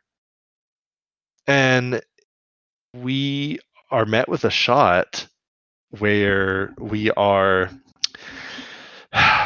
in like the frozen like mountainy area, and there's this giant weird flying island now with no cloud, just like cruising around. Just like swoops around the mountain. Yeah, it swoops around the mountain. It's just like shooting itself, like it's shooting the island and nothing else. And I'm like, why? Also, can it reach? Like, can it shoot the base, or is the island blocking itself from that? Well, maybe that's why the obelisk extended up higher for range. I noticed that the etching of the Illuminati symbol, the triangle, on each face of the pyramid at the top, was gold after she took it over, instead of just like dark purple on purple. It was like etched in gold instead. Oh. And yeah, we're at the maximal base. Yeah, Super Ape's flying around, and he sees the Axlon in the distance, and so he radios the base, and he's like, "Rhinox, Code 1 emergency." Another Code 1 emergency. Which apparently means both I am stuck on a flying alien island, as well as a flying alien island, the base. Maybe a Code 1 emergency just means that someone's life is in danger. Fair. Yeah, let's go with that. Yeah. So yeah, as they're Yeah. getting ready to what's the word I'm looking for? Yeah, so he says Code 1 evacuate. emergency, evacuate maximal base. Scramble, scramble, which we heard in the next time on Beasties at the They're end of last scrambling episode. around. Yeah. And Rhinox grabs a plant. I love this. He grabs his weed. He's like, I'm not going anywhere without this. And I'm like, really, dude? He grabs his pot plant. I need to bring this if I'm going to get a new crop started. I need to bring my medicine. Hold up. Doesn't show anyone else grabbing anything. Dinobot is still in beast form. He has not been in robot form. He's barely been in these episodes, but he has not been in robot form at all in either of these episodes. No, sometimes you chills, you know? Yeah. And it shows them all kind of like leave down the platforms. In individual elevator platforms. Yeah, it shows Rhinox. Doesn't show Cheetor, but it shows Rhinox and Dinobot take a different platform out, but it doesn't show Cheetor leaving. So how many of these things are there? Most of the time one, times sometimes however many they need. Sometimes however many they do. Yeah. So we get some more maximal rock hiding action. Yeah. Yeah. Back on the island, Tigatron and Rat Trap are hiding behind a rock, and Tigatron's all like, "This should not have happened." And Rat Trap's like, "Yeah, you get no argument from me." Right? He's like, "Hey man, I was on your side. Don't blame me for everything going to shit." And they have a conversation because remember, there's like energy blasts flying up from the obelisk, just like randomly, blowing its own island up. And a rock falls on Rat Trap's leg, and he's like, "You'll have to leave me. Go on without me." And then they have a conversation that's long enough that I feel like they could have moved the rock in that amount of time. Yep. I always feel that. It's like, no, please go on without me. I couldn't go on, followed by like this long monologue about like why they should be like left behind. And I'm like, no, just move the fucking rock and mosey on. And they that's what happens here. Like, he's like, quick sidebar. That is actually something that tends to annoy me a lot in general, just in life. It's a Like trope. just in life, period. Like even when people, like when something needs, like say when something needs to be done and like a bunch of people are standing around like arguing about who should do it, when it's like, if like, one or two of them is just like fuck it and goes and does it, like they'll probably have it done by the time everyone was finished arguing. That's like every like company that has business meetings ever. Yeah. I tend to get annoyed in general by like when characters like waste time talking about, or characters, people in general waste time talking about things instead of just actually doing them. Hey, people can be characters. Yeah, I know exactly what you mean. I'm very quick to act and don't understand what like humming and hawing and trying to like pat. When it annoys me the most is when people are trying to pass the buck. Like, Yeah. oh, like it's this department that should be doing this, like not us. And it's like, for fuck's sakes, like, It's like, who cares? so instead of making two people do it, who it might not be their job, we have 8 people sitting around talking about it. Yeah. Yeah, that's life. Or That's like adult life. you'll have like managers who will be like chomping at the bit, like talking about how urgently something needs to get done, but then they'll wait 4 hours for like the Uh-huh. person that they specifically want to do the thing to come in, so they can be like, this is a really urgent thing, it needs to be done. But it's like 6 hours ago you were talking about how this needed to be done right now. I feel that. So it's like, why didn't you just like take care of that 6 hours ago instead of waiting for like this like random person to come in, shift to start, just so you could make them do it? Couldn't have been that fucking urgent.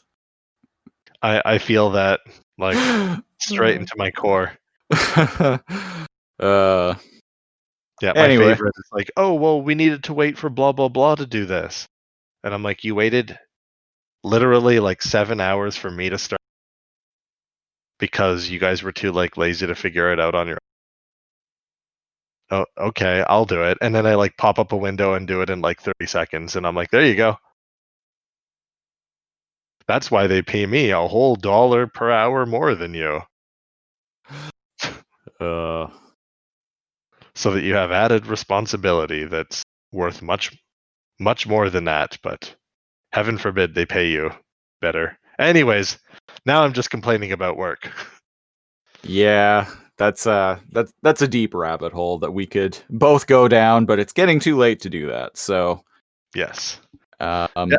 So that's what happens here, though. They discuss back and forth about why he should just run and get away from here, and how he'll be fine on his own. And eventually, Tigatron's like, "Okay, well, whatever," and he just leaves him. and Rat Trap frees himself from being trapped under the rock by just blasting at the obelisk, which then charges up and blasts him. Yeah. He like randomly shoots the obelisk. It replies by doing its thing. Doesn't kill him. Just shoots the rock that he's behind. Just blows up the rock. Semi behind. And he goes, "Wow, that worked! Woohoo!" And he starts like cheering. Yeah. And so Tigatron charges into the hole that Lady Arachnia blew into the obelisk. Uh-huh. And meanwhile, Lady Arachnia is counting down because she's all like, maximal base in firing range in 5, 4. And then Tigatron says to himself, he's like, may I be forgiven for what I must do. So I'm like, all right. So he pulls up his He's gonna fap in no nut November. Forgive me, for I must sin. No, he shoots the core a bunch of times. Yeah, he pulls up his tummy gun and like shoots the obelisk core, and it's And it all makes everything short circuit, including Black Arachnia. Yeah. And like she starts shorting out and like kind of screaming in pain. And it cuts to let us know that they're gonna be okay. It cuts to Air Razor grabbing um, Tigatron and Optimus grabbing Rat Trap. So like Yeah. the Flyers are helping the others get off the island.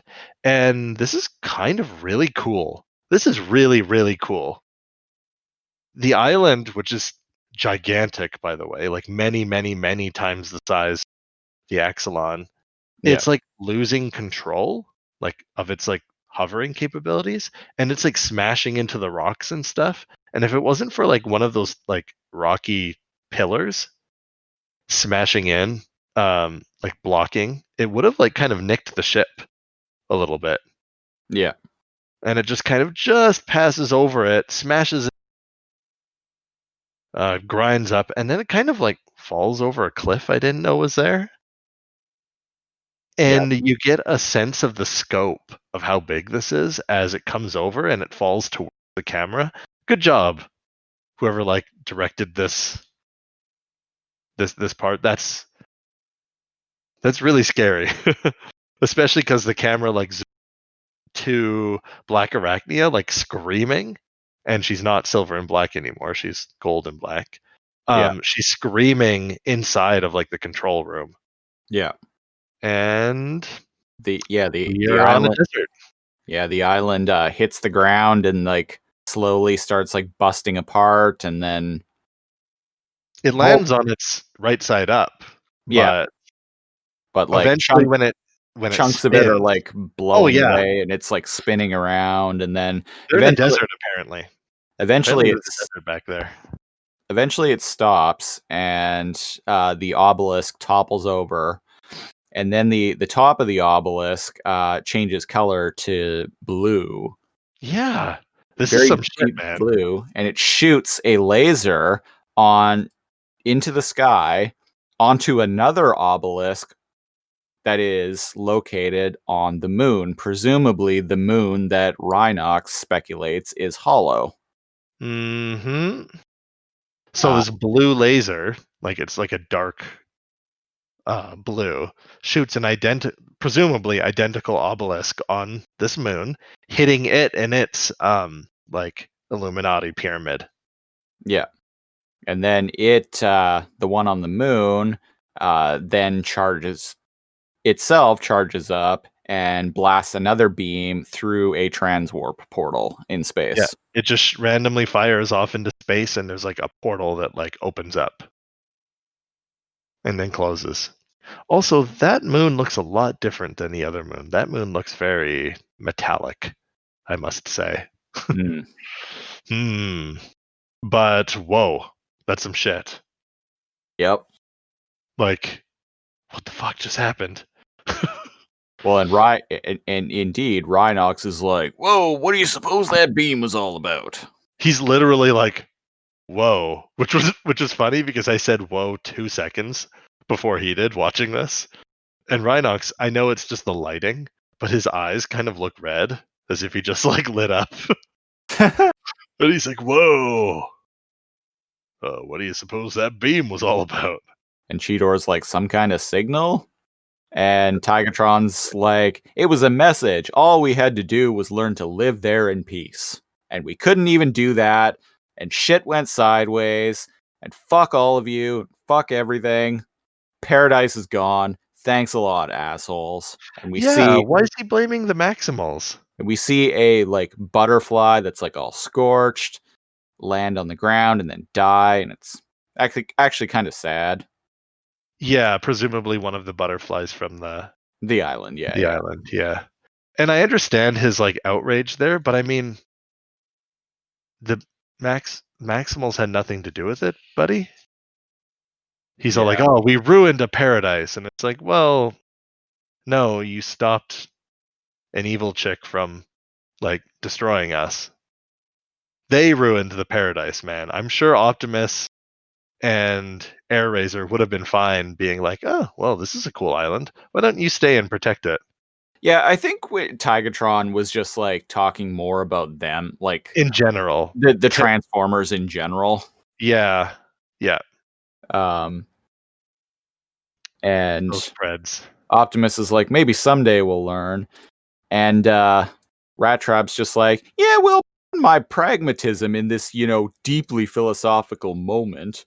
But he's like, I'm a little concerned about who got that message, because, they ain't going to be happy. And Cheetor's like, well, what do you think they're going to do about it? And Rhinox's like, well, I guess we'll just have to wait and see. Yeah, so now we have a probe, right? Yep.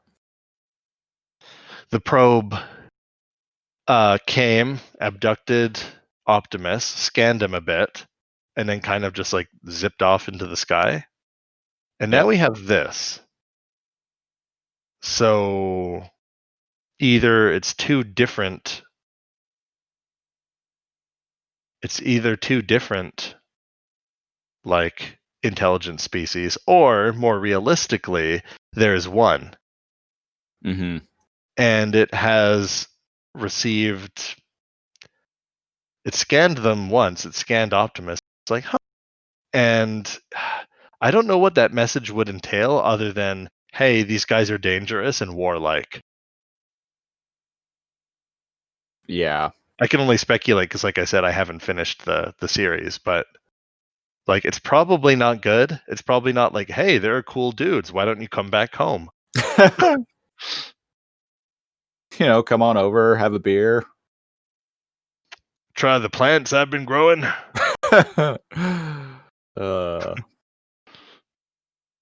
All this. Yeah. Yeah, I don't know where I was going with that.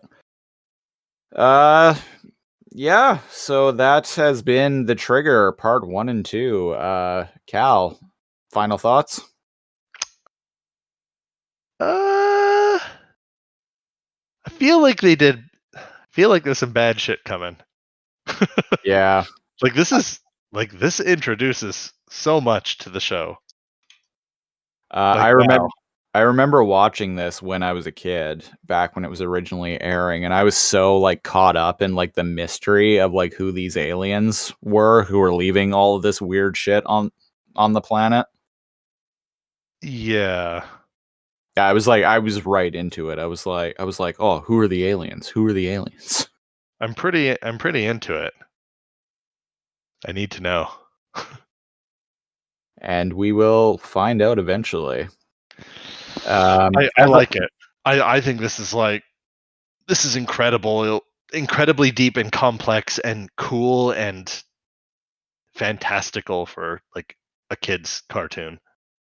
Yeah, this episode definitely ups the stakes in this series and kind of it makes it more than just being about good robots fighting bad robots. That's a good point. Yeah, that's a good point. Yeah. It up until now, it's largely just been about the Maximals wanting to go home and having to foil whatever Megatron's plans of the week are.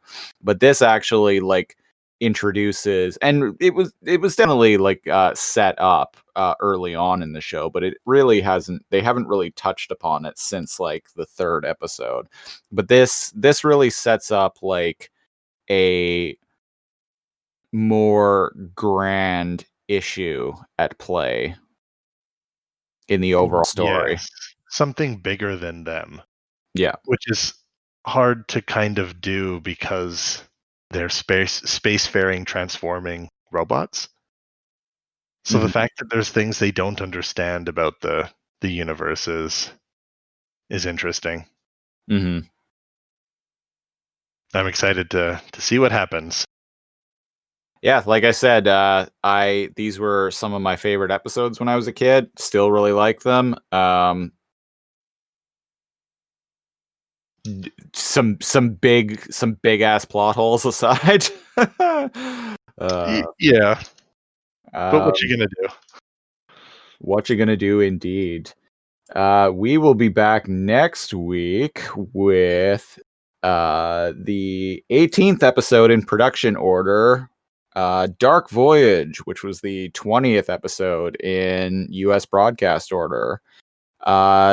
This is one of the best episodes in the entire series. So, from what I remember, and I believe it's widely regarded as being one of the best episodes in the series. So, it's a good one. It's something. I look forward to checking out, to revisiting Dark Voyage next week. Be sure to check out our website, www.toomuchenergon.ca. You can follow us on Facebook at facebook.com/toomuchenergon. You can follow me on Instagram at Christopher Siege. Cal, did you have anything else you wanted to mention? Can't wait to see what happens. That's all. Yeah. That's not really mentioning anything. That's just talking about my feels. I'm stoked. I'm pretty stoked, actually. Like, wow, this show's pretty good. I like it. Yeah. Well, thanks to everyone who listened, and until next week, Beast Mode. Beast mode. Beast mode!